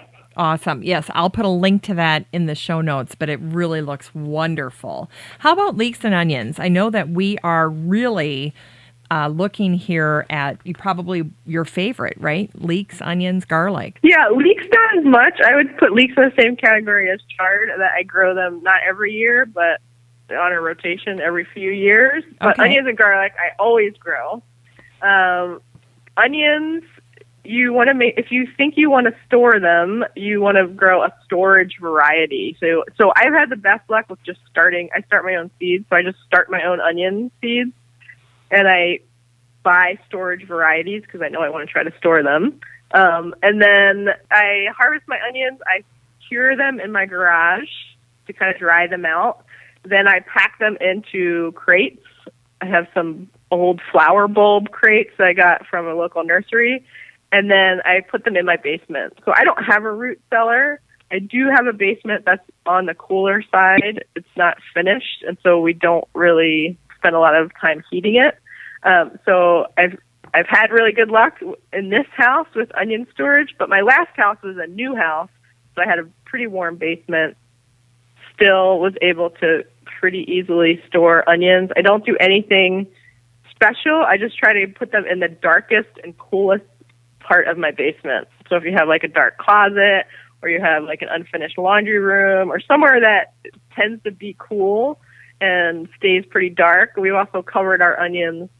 It doesn't really matter this time of year, but when we start gaining light, we found that sometimes our basement warms up a little bit, the onions start to sprout, and so we've tried to cover them to kind of keep the light out. So certainly when you're storing food, you want to keep things in dark, just like when you store even your dried herbs, or really any food doesn't really like to be in direct sunlight. So I try to keep things in cool, dark places as much as possible. So yeah, onions, they store pretty much all winter in the basement. And now we're on to another winter crop that I always think about, and you said you're swimming in them, is sweet potatoes. Yeah, this is the first year I've really grown grown sweet potatoes successfully. I tried a few years ago. I didn't have much success. This year, I recommitted myself and did some more reading and research and changed some of my techniques. And when I harvested them this past fall, I had 115 sweet potatoes. Oh, my So gosh. that's a lot of sweet potatoes. And I really like sweet potatoes, so we'll see how much we like them if we can eat 115. I've given away a few to my sister and my mother-in-law. But, yeah, they store pretty easily. They like to be warmer, and so my basement gets pretty cold when it gets cold, really cold here in Wisconsin. So right now I have them in crates in my office because it's a little bit warmer. I'm not sure if I'm going to put them down the basement because they don't like to be. I believe it was like they don't like to be below 40 degrees or maybe 45 degrees. I think the ideal temperature was around 50 to 55, which is pretty warm for, depending on the temperature of your house. But sometimes my basement gets into the 40s. It's pretty chilly down there. So yeah, but you don't want to store them in the fridge. They don't like to be cold. But yeah, I just have them in crates in a warmer part of my house, and I actually put a couple towels over them to try to keep the light out because my office is pretty sunny. But they're pretty easy to grow once you get the hang of them, and they store really well, and there's tons of recipes featuring sweet potatoes. Don't think that sweet potatoes are just for Thanksgiving with like that really sweet marshmallow dish, which is actually, I don't even like that dish. I like sweet potatoes for lots of savory dishes, and there's so many good sweet potato recipes out there. Sweet potato burritos and sweet potato tacos and sweet potato soup. Just a lot of really great recipes, so it's fun to experiment. So we'll be eating a lot of sweet potatoes this winter. Oh, my gosh. Wow. And how about tomatoes? We've touched on that a little bit. Yeah, so tomatoes, my favorite way to freeze them, and I actually do have a blog post about this as well, with a video, I believe, a quick little video. I just chop them up, put them in a pan, and cook them down on the stove. I don't take the skins off. I don't take the seeds out. I think, when you think about commercial tomato sauce, we've been kind of trained to think it's got to be really, really silky smooth. Yes. But I think it's a waste of time to try to get the seeds and the skins out. So over time, I just realized I don't really care. I'm just going to eat those. I'm just going to eat them as part of the tomatoes. So I just cook them down. I just try to cook as much of the water off as possible. And then when I get it down to a consistency I like, I just pack them into old yogurt containers, the bigger yogurt containers. This is one that I don't really freeze in glass because sometimes I worry that there's still too much liquid and it might crack. And so I just save yogurt containers. I put the tomatoes in there, and I really use it for any recipe that calls for chopped canned tomatoes, whole canned tomatoes, diced canned tomatoes. I just defrost the yogurt container and dump it in the recipe. And then I'll also use it to make tomato sauce. So I'll put some onions and garlic in a pan, put in 1 or 2 yogurt containers of frozen tomatoes, and then add some oregano or some other herbs. So they're really versatile, and you can use them for lots of different recipes. So I haven't bought a canned tomato in years and years and years because I just use my own little yogurt containers. And honestly, I haven't really noticed the difference between the store-bought ones and mine. Actually, mine tastes better. Wow. And yours will too, because our tomatoes are just probably sweeter than the commercial varieties. I love that you're very explicit about the fact that you can throw these into anything that calls for all those different types of tomato varieties, which makes it so versatile. Yeah, it really does. And that's why I like to kind of just do it in its the most simple state, so then I can use it for whatever I need to use it for. If I want to make it into sauce, or I want to put it in soup, or I want to cook it. You could even cook it down for pizza sauce later if you didn't have time to do that in the summer. So lots of different options. That's fantastic. Winter squash. Oh, this is one of my favorite ones. So this is one of the ones I don't grow, like we talked about a little bit. You don't have to preserve, or you don't have to grow everything you preserve. I don't have enough room to grow 20 pounds of blueberries, so I just go pick blueberries.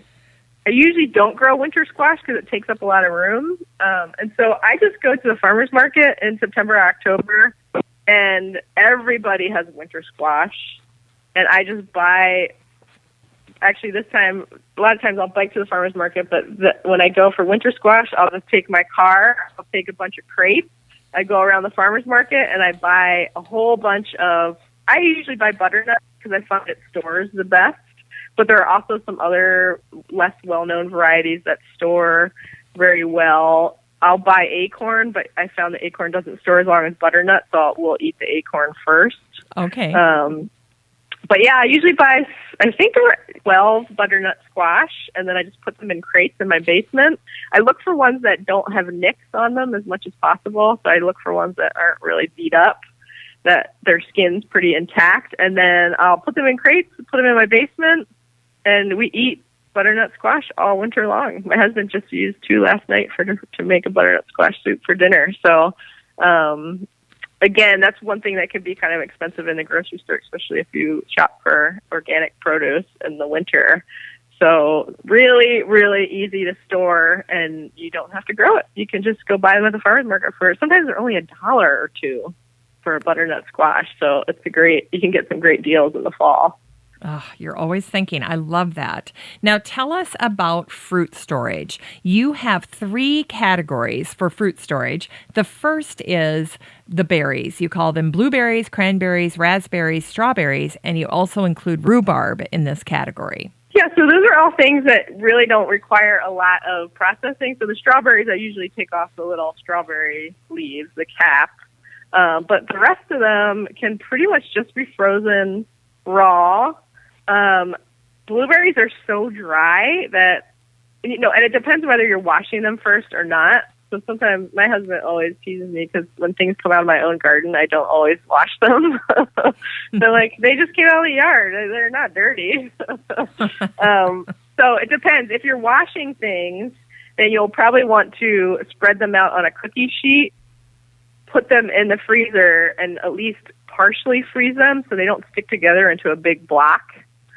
And then once they're frozen or even just partially frozen, then you can remove them into your container. So they're more loosely frozen so you can get them out. I have made that mistake before and ended up with like a huge block of cherries that I had to try to chisel apart when I wanted some. So it's best to try to have things loose so you can just grab however many you want. Yes. So those are really easy. I often freeze those in either gallon Ziploc bags or quart Ziploc bags, depending on how much I use at a time. I use a lot of blueberries for smoothies, so I'll just put them in big gallon bags, and then just which we didn't talk about. I have a chest freezer in my basement. So chest freezer is, if you're going to do a lot of freezing, I really recommend purchasing a chest freezer. Because it doesn't have that natural defrost cycle that our kitchen freezers have. Sometimes you'll notice that things get kind of soft. Like if you have ice cream in your freezer, sometimes you pull it out and it'll be kind of soft. That's because the freezer has a natural defrost cycle. But when you get a chest freezer, it doesn't have that. It stays at a very constant 0 degrees, I believe. So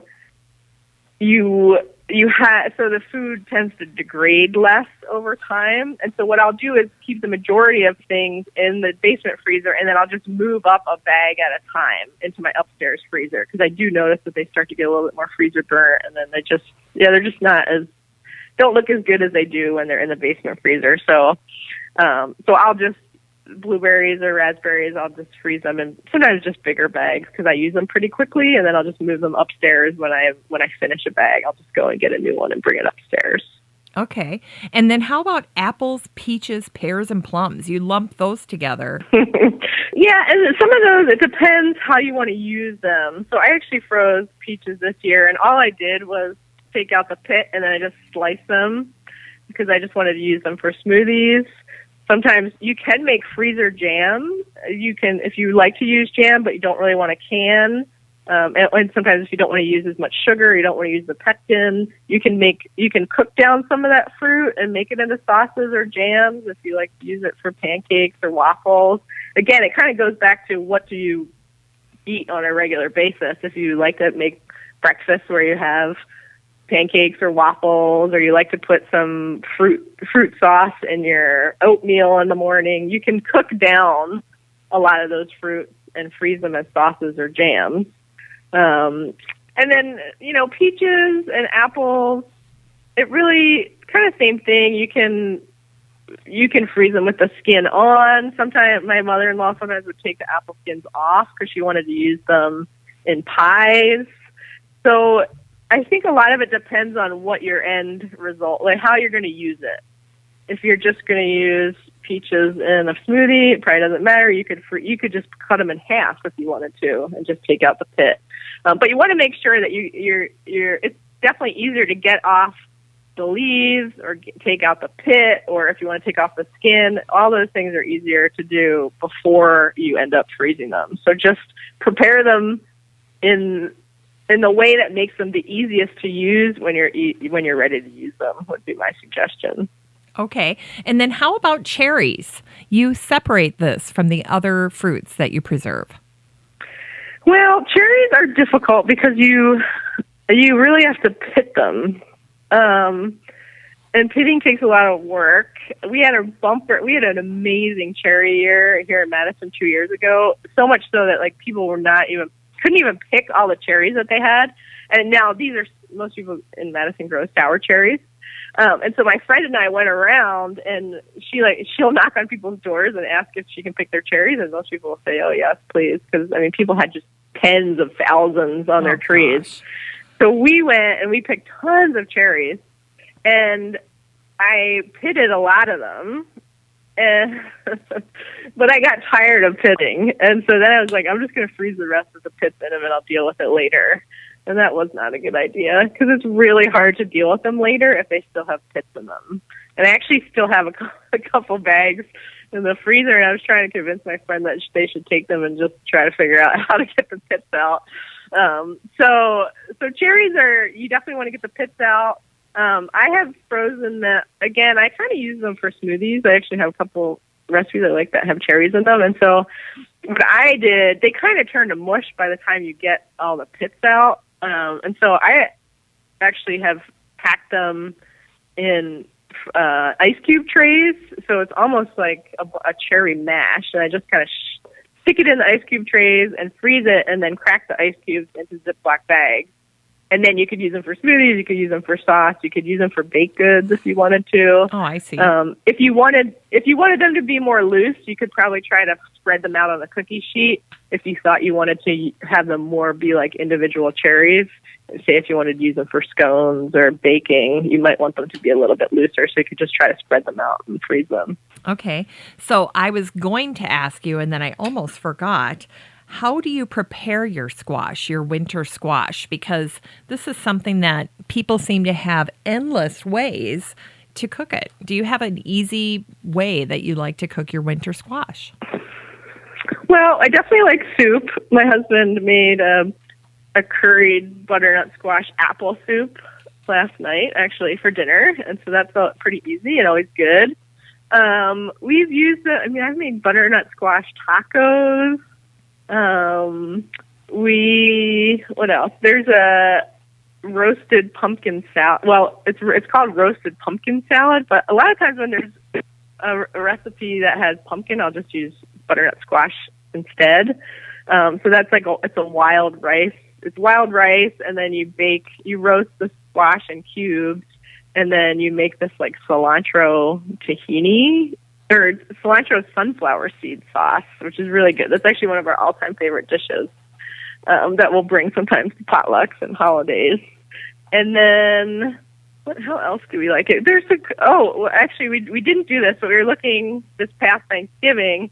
We were looking at on actually the Love and Lemons website, cooking blog. She had a butternut squash stuffed pasta shells in a cream sauce. That looked really good. So we kind of we didn't make it, but we were put on our list for something to make later. So one of the things that I get a lot of ideas from cooking blogs, and many of them now you can just search by ingredients. And so I'll just bring up all the butternut squash recipes, and I'll just kind of look through them and see what strikes my fancy as far as a butternut squash recipe. I really love Cookie and Kate is one of my all-time favorite cooking blogs. I've never had a recipe off of her blog that I did not like, which is pretty amazing. I cannot say that for any other cooking blog. Wow, Cookie and Kate. So that's probably one of my favorites. Cookie and Kate. Okay. Now, let me ask you this. When you're cooking your winter squash, do you put it in the oven whole and then just prick the outside with a fork? Do you cut it in half and put it in a pan of water? How do you get that thing cooked? Well, it depends on the recipe. Sometimes I'll take off the skin with a vegetable peeler, cube it, and then sometimes we're roasting it for a recipe. So then we'll just put some olive oil and salt and pepper on the cubes and then roast them in the oven. When we make soup, sometimes we'll just do it with the cubes. Sometimes we'll just slice the squash in half, take out the seeds, and then I usually put them in like a casserole dish and then put some water in the bottom and flip them skin side down so it kind of steams them. So yeah, I think it just depends on the recipe. That dictates how I cook it. Well, Megan, cooking with frozen food isn't always straightforward for people. It's a bit of a trial and error because people either like it or they don't. So I'm very curious what your tips are for how to use the frozen preserves successfully. Yeah, I think one of the easiest things to do with frozen food really is to overcook it.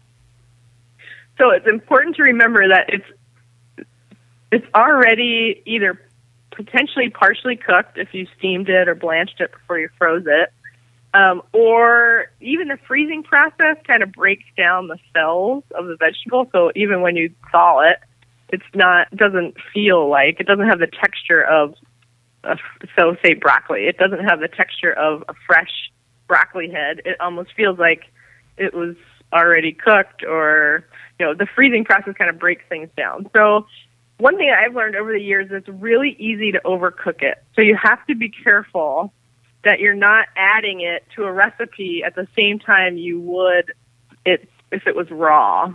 So using broccoli as an example, raw broccoli is going to take some time to cook if you're adding it to a pan or you're adding it wherever. And so you want to make sure that you're adding it more towards the end so you're not overcooking it. The other suggestion is when you're processing it, if it's something that you're not freezing raw, like broccoli, where you need to steam it a little bit or blanch it before you freeze it, be really careful not to overcook it when you're getting it ready to preserve it, to freeze it. So a couple of years ago, my husband froze a bunch of broccoli, and he over-steamed it all. And so when we used it, it was more likely to be really mushy. It wasn't very good. And so when I did it last year, I realized I need to be really careful so that it's just slightly steamed. And it turned out a lot better. And then I'm pretty mindful about when I add it to a recipe. Certainly if I'm doing some kind of stir fry or I'm cooking something in a pan, I try to add it towards the end. If you're putting it in a soup where everything kind of gets cooked pretty soft, it's not going to matter as much. Or a casserole or something that you're baking, it usually doesn't matter as much either because things get pretty cooked through. But yeah, and you could defrost things before you use them in a recipe, but sometimes I just don't do that and I just take it right from the freezer.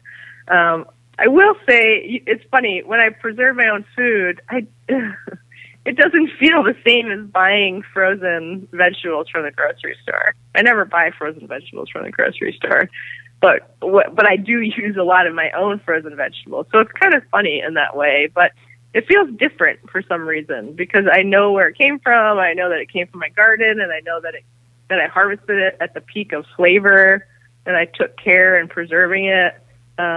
It feels like I'm cooking with produce from my own garden, and it doesn't feel as much like cooking with frozen food, which is kind of funny, but yeah, that's how it kind of feels.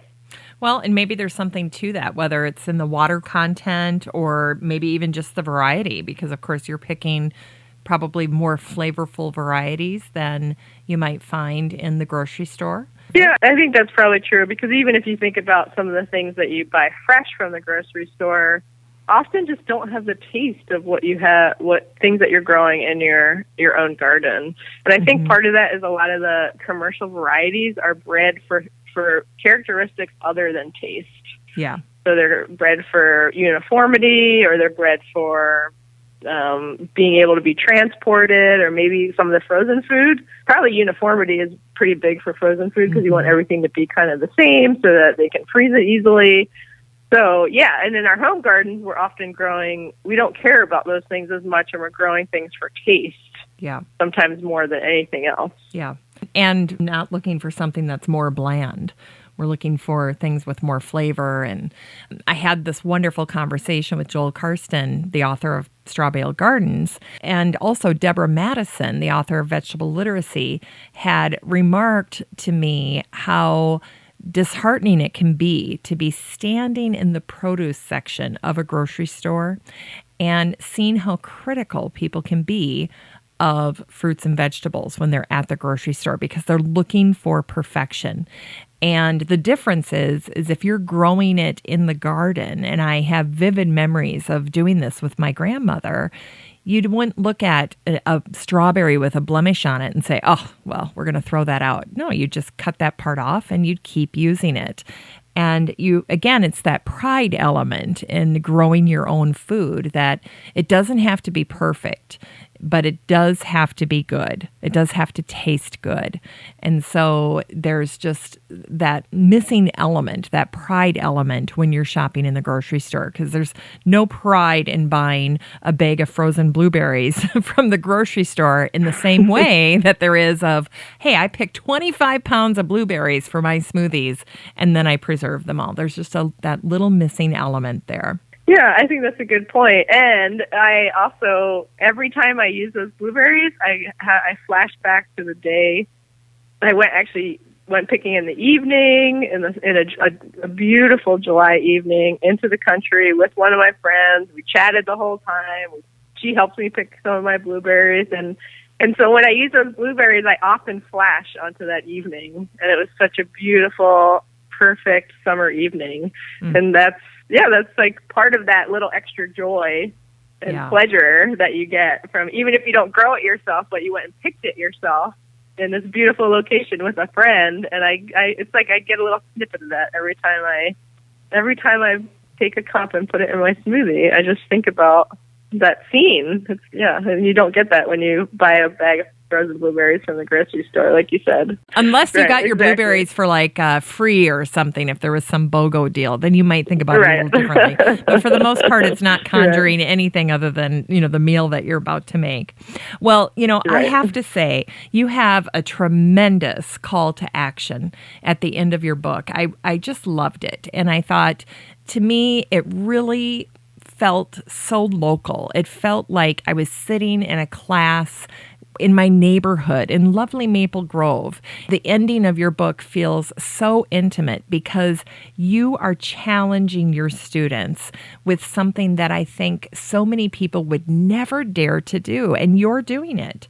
And you say, well, I'm not going to say what the challenge is. I'm going to let you tell us. So tell us about it and how it has transformed not only preserving for you, but also for your students. I loved it.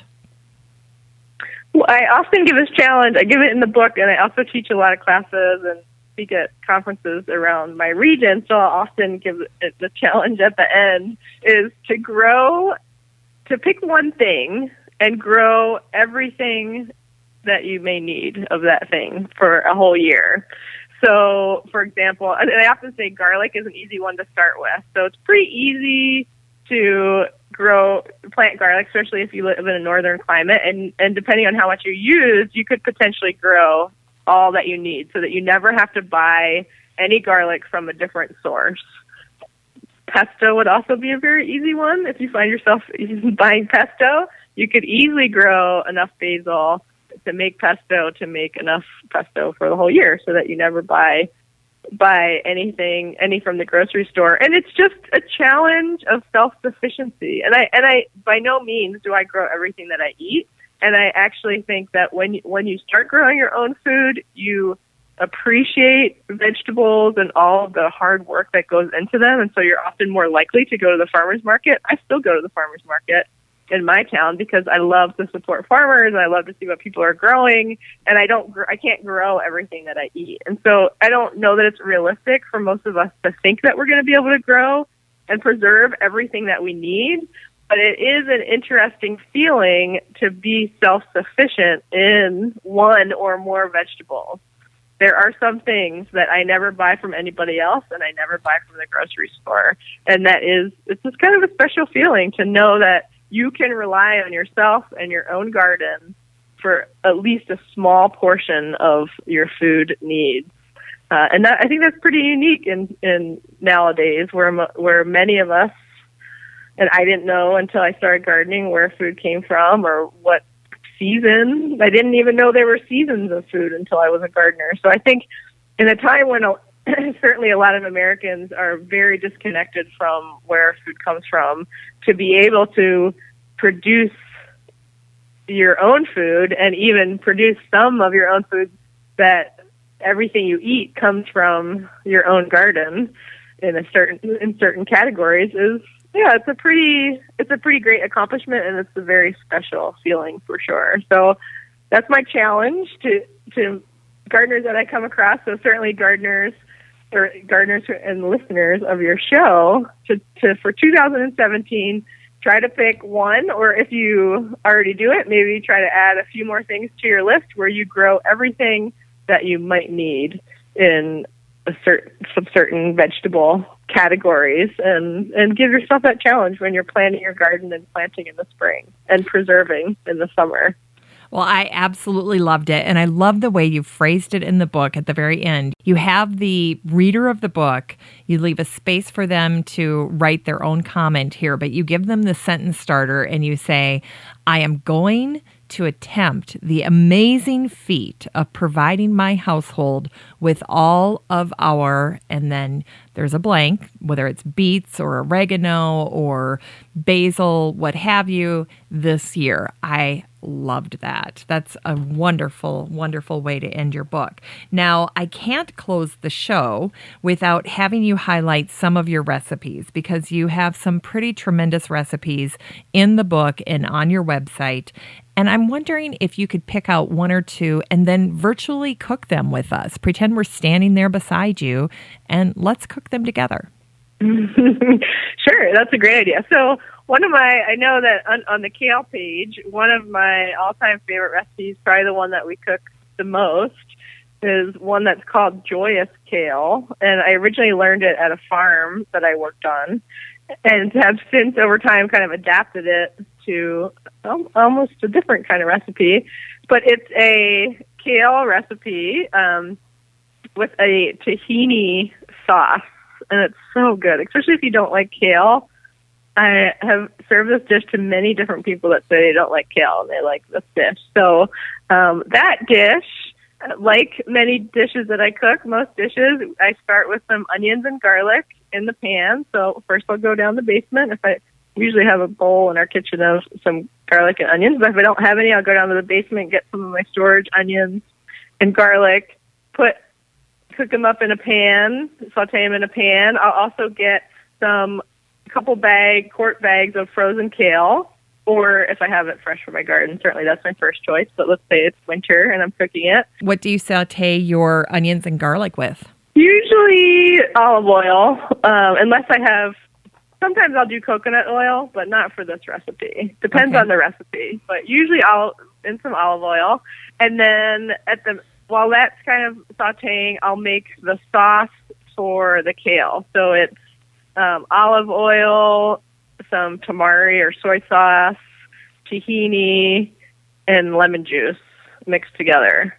And I'm trying to think if I have there's the recipe. There's a link to the recipe in the book. I don't have a blog post about it, but I do have it on my website, so I can send you the link.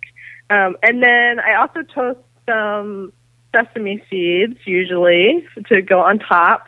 And then I'm a vegetarian, so I don't eat meat. So sometimes I'll saute up some some tofu to put in it. So I usually do that in another pan with some olive oil. I'll cut it into triangles or rectangles or squares, whatever shape I want. So, and try to crisp it up in some olive oil. But if you eat chicken, you could do a chicken breast or whatever meat, if you like to have meat with dinner. And then if I picked the kale from my garden, then I'll have to kind of rinse it off because I have a lot of insects usually on my kale. So I'll rinse it off and then take off the stems and kind of chop it into bite-sized pieces. If I'm using kale I froze, I already did that before I preserved it. So the great thing is that I actually just use it frozen. I don't defrost it. So once I get the onions and garlic nice and sauteed, then I'll add the kale, sometimes just frozen, and let it cook a bit. And then I'll add the sauce that I made up, the tahini sauce, and kind of mix it all in. And then I also forgot, I usually make rice on the side, some brown rice. So I'll have the rice, and then we have a pot with some rice, a little pan with some tofu, and a little pan with some toasted sesame seeds, and then the pot with the kale and the sauce and the onions and garlic. And then we'll kind of put a little rice in a bowl, put some of the kale, put some tofu on top, and put the toasted sesame seeds on top. Wow. That sounds great. It's a really great recipe. It's one of our favorites. And you can add different things. Sometimes in the summer I'll add in tomatoes. I've added in parsnips. You could add in some sweet potatoes or butternut squash. So really, it's a base recipe that you can build upon and add other things if you want to. Sounds delicious. Any other last-minute recipes you want to share with us? Well, since I talked about smoothies a couple times, I'll share my favorite smoothie recipe, which I kind of adapted or made up. I don't know where it came from anymore. I think it's my own now. My favorite smoothie, when I would actually eat this every single day, but I try to make myself have a little bit more diversity in my smoothies.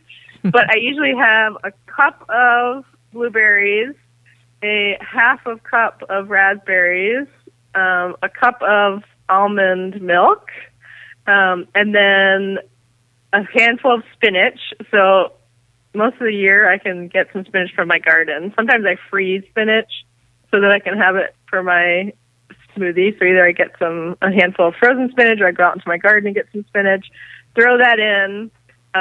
Sometimes I add like a tablespoon of ground flaxseed. Yes. And then I blend that all up. And then right at the end, I add maybe 2 tablespoons of cacao nibs. What? Cacao, so that's chocolate, but it's not chocolate. Chocolate. So you might have had cacao. So it's not cocoa, it's cacao. It's like raw cacao. So you can get it in little nibs. And so they don't really, it's like a really bitter, it tastes like a really bitter chocolate without the sugar. Okay. But I add a little bit into my smoothie. I love bitter. I love chocolate. So it's like, it's not having chocolate for breakfast, but it actually supposedly, cacao is really good for you. So, and it adds like a little bit of crunch to your smoothie. So that's my favorite smoothie recipe. And I think I actually have a link for that on my website, so I can send that to you if people want to try it out and let me know what they think. But it's not real sweet. I don't like really sweet smoothies, so it's more of like almost a savory smoothie instead of really sweet. Wow, well, I love that. I think it sounds fantastic. I'm going to give it a try. Now, you have a few upcoming events that you wanted to share with us, one of which is you have a new book coming out. I do. I'm really excited.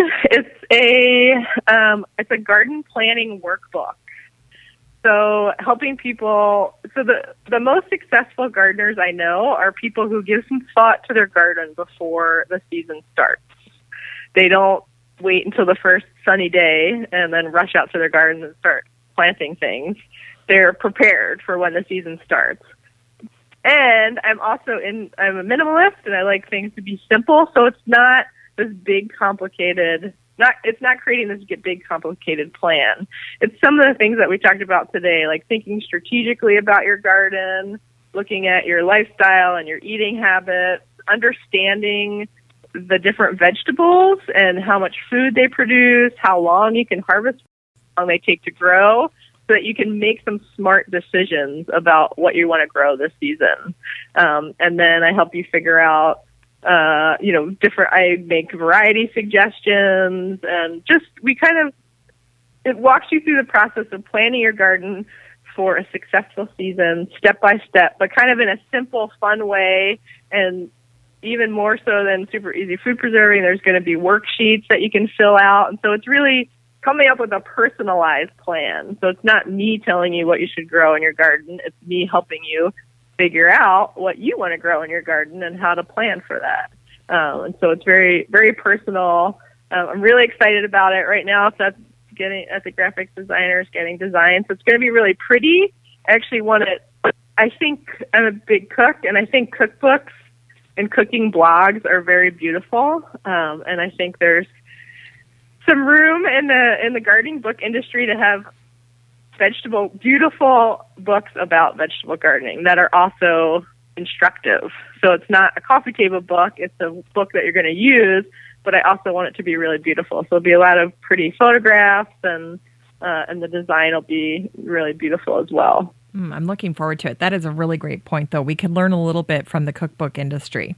Yeah, aesthetics is very important in cooking, and certainly in the cooking blogs. And I'm always inspired by the beautiful pictures that they take, and just often their design of their books and blogs is very inspiring to me. Speaking of upcoming events, you also have a membership site that is only open occasionally throughout the year, and in between time, people have to be on a waiting list. So tell us a little bit about your membership sites. Yeah, I run an online gardening club. It's called the Flavorful Life Garden Club, and I feel like some of what we talked about today is kind of upping your gardening game, upping your food preserving game, getting more out of your garden. And so in the gardening club, that's what we focus on, is really trying to, one of the things we talk about is like growing and eating the best food of your life every season.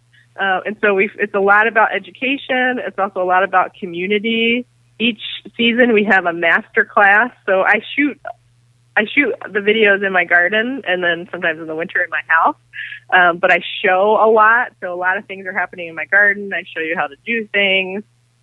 Every season we have a master class so in winter it'll be how to plan your garden. Often we'll have a community challenge. We've done a seed starting challenge, that just a quick 7-day challenge to help everybody who wanted to get their seed starting operations up and going so they could start seeds. And then we share recipes. We actually choose a different recipe every few weeks, and whoever wants to cooks it and then posts a picture and gives their review. And then you get any ebook. I have a lot of ebooks and different publications, so all of those are anything that I create is a part of your membership. And then we have a private Facebook group where people get to know each other and post pictures and ask questions and offer support. So it's a really fun group, and it's people actually from all over the world. We have some people from different countries, so it's really fascinating to see how people garden in different parts of the world. We actually have someone that is from Saudi Arabia, and so we get to see how do you have a garden in Saudi Arabia? We get to see pictures, and she films little videos periodically so that we can see what's going on in her garden. So it's a lot of fun. And people can find out about it on my website, creativevegetablegardener.com. And then at the top in the menu, there's a menu item that says the club. So you can read all about it. And certain times of the year, I open up registration for a week or 10 days. And then whoever wants to join can join. So it's a lot of fun. And it's a great way to build your skills as a gardener slowly, throughout the year. You can't just take one class and learn how to be a gardener. It happens step by step, skill by skill over time. And that's why I created the gardening club, because that's what we do. We learn together, and we constantly become better gardeners over time. Wonderful. How do people get a hold of you? I have a website, and then part of that is my blog. You can sign up for our email list there. I send out an email usually write a new blog post a week, which is all about whatever's going on at that particular time of the year. And I send that out usually every Sunday, so you can join my email list and you'll get an email every Sunday. If you live in the Midwest, I travel around and speak at different Master Gardener conferences. In Wisconsin, we have the Wisconsin Garden Expo. If you live in the Madison area, I teach a lot of classes. So you might be able to catch up with me in person, but if not, you can definitely catch up with me online. On my website is links to my Facebook page, and I post on Instagram, and also have a Pinterest account as well. So you can, depending on what social media you like, you can hopefully find me there. Well, that is tremendous. And I know, Megan, that you are giving away a copy of this book, Super Easy Food Preserving, to a lucky listener. And then you've also generously offered to give away a copy of your new book that's coming out. So those are tremendous prizes for people listening to the show. Yeah, I'm happy to do it, and I'm really excited about both books, and I've heard from lots of people that have used both of them, or let's say I haven't heard from anybody that used a new one since it's not out yet, but hopefully I'll hear from lots of people that use the new one to help them plant their gardens. But certainly the food preserving one, I've heard from lots of people that they tried lots of different techniques, new to them techniques for food preserving. So I always love to hear from folks. So if you have any food preserving tips you want to share, feel free to come on over to my website or my Facebook page. And we're always chatting about gardening all year round, all times of the year, every day. All right. That sounds fantastic. Well, and it's always gratifying to hear from people who've had a chance to review your work and love it. So that's wonderful. Okay, well, this was chatting with you. Oh, it was so fun. This was really, really informative. This helped me a lot too. So as you were talking, I was taking little notes for myself on things I want to do, and I really liked your tip on just, using the farmers market, utilizing that, maximizing the fact that we've got these in our communities. Yeah, and I would love to see more people doing just a little bit of food preserving, because I think it is really fun to just, when you're cooking meals in the winter, to just like go shopping in your own basement and your own freezer it's a pretty cool feeling. So hopefully I can encourage more people so that they can experience that as well. I think it's going to be great. Well, Megan, I want to thank you for your lovely amount of information today. This was tremendous. I know that listeners are going to completely benefit from it, and I hope they check out your book. So thank you for spending this time with us today. Thanks for having me. And like I said, it's one of my most favorite things to do is talking about gardening. So I appreciate talking about it with you and your listeners. So thanks for having me. The pleasure was ours, I assure you. Well, that's it for the show today, you guys. I want to thank Megan Cain, the author of Super Easy Food Preserving, Quick Techniques for Fresh Fridge and Freezer Storage. There's a lot of F's in there, Megan. And also her brand spanking new, her Smart Start Garden Planner, your step-by-step guide to a successful season. Now's the time to get that. And Megan, I want to thank you in advance for being my personal vegetable garden coach. All right, you guys, I called dibs first, but don't let that stop you from going to Megan's website and checking out all of her great resources, including the 2 books I've mentioned. In addition, she's got this great book called Super Easy Seed Starting. And I know once you're over there, you're going to find a ton of other great things that Megan's doing. And don't forget that she's offered to give away to a lucky listener a copy of both Super Easy Food Preserving and the brand new Smart Start Garden Planner. But in order to win that, you need to get in the Still Growing podcast group. So don't forget, you've got to head on over to Facebook the next time you're there, which should be in about 5 minutes, right? Because we're all on our devices so much. I'm just kidding. But anyway, the next time you're at Facebook, go into the search bar and type in Still Growing Podcast Group, and then our group will pop right up. And then you can join the group and hang out with guests of the show like Megan Cain, like Joel Karsten of Strawbale Gardens, Pam Pennick of the Water Saving Garden, Peggy Ann Montgomery of American Beauty Native Plants, and on and on and on. And you can interact with those guests and other listeners of the show, share your garden stories, share your challenges. Everybody's in there to help you become a better gardener, to help you and your garden grow.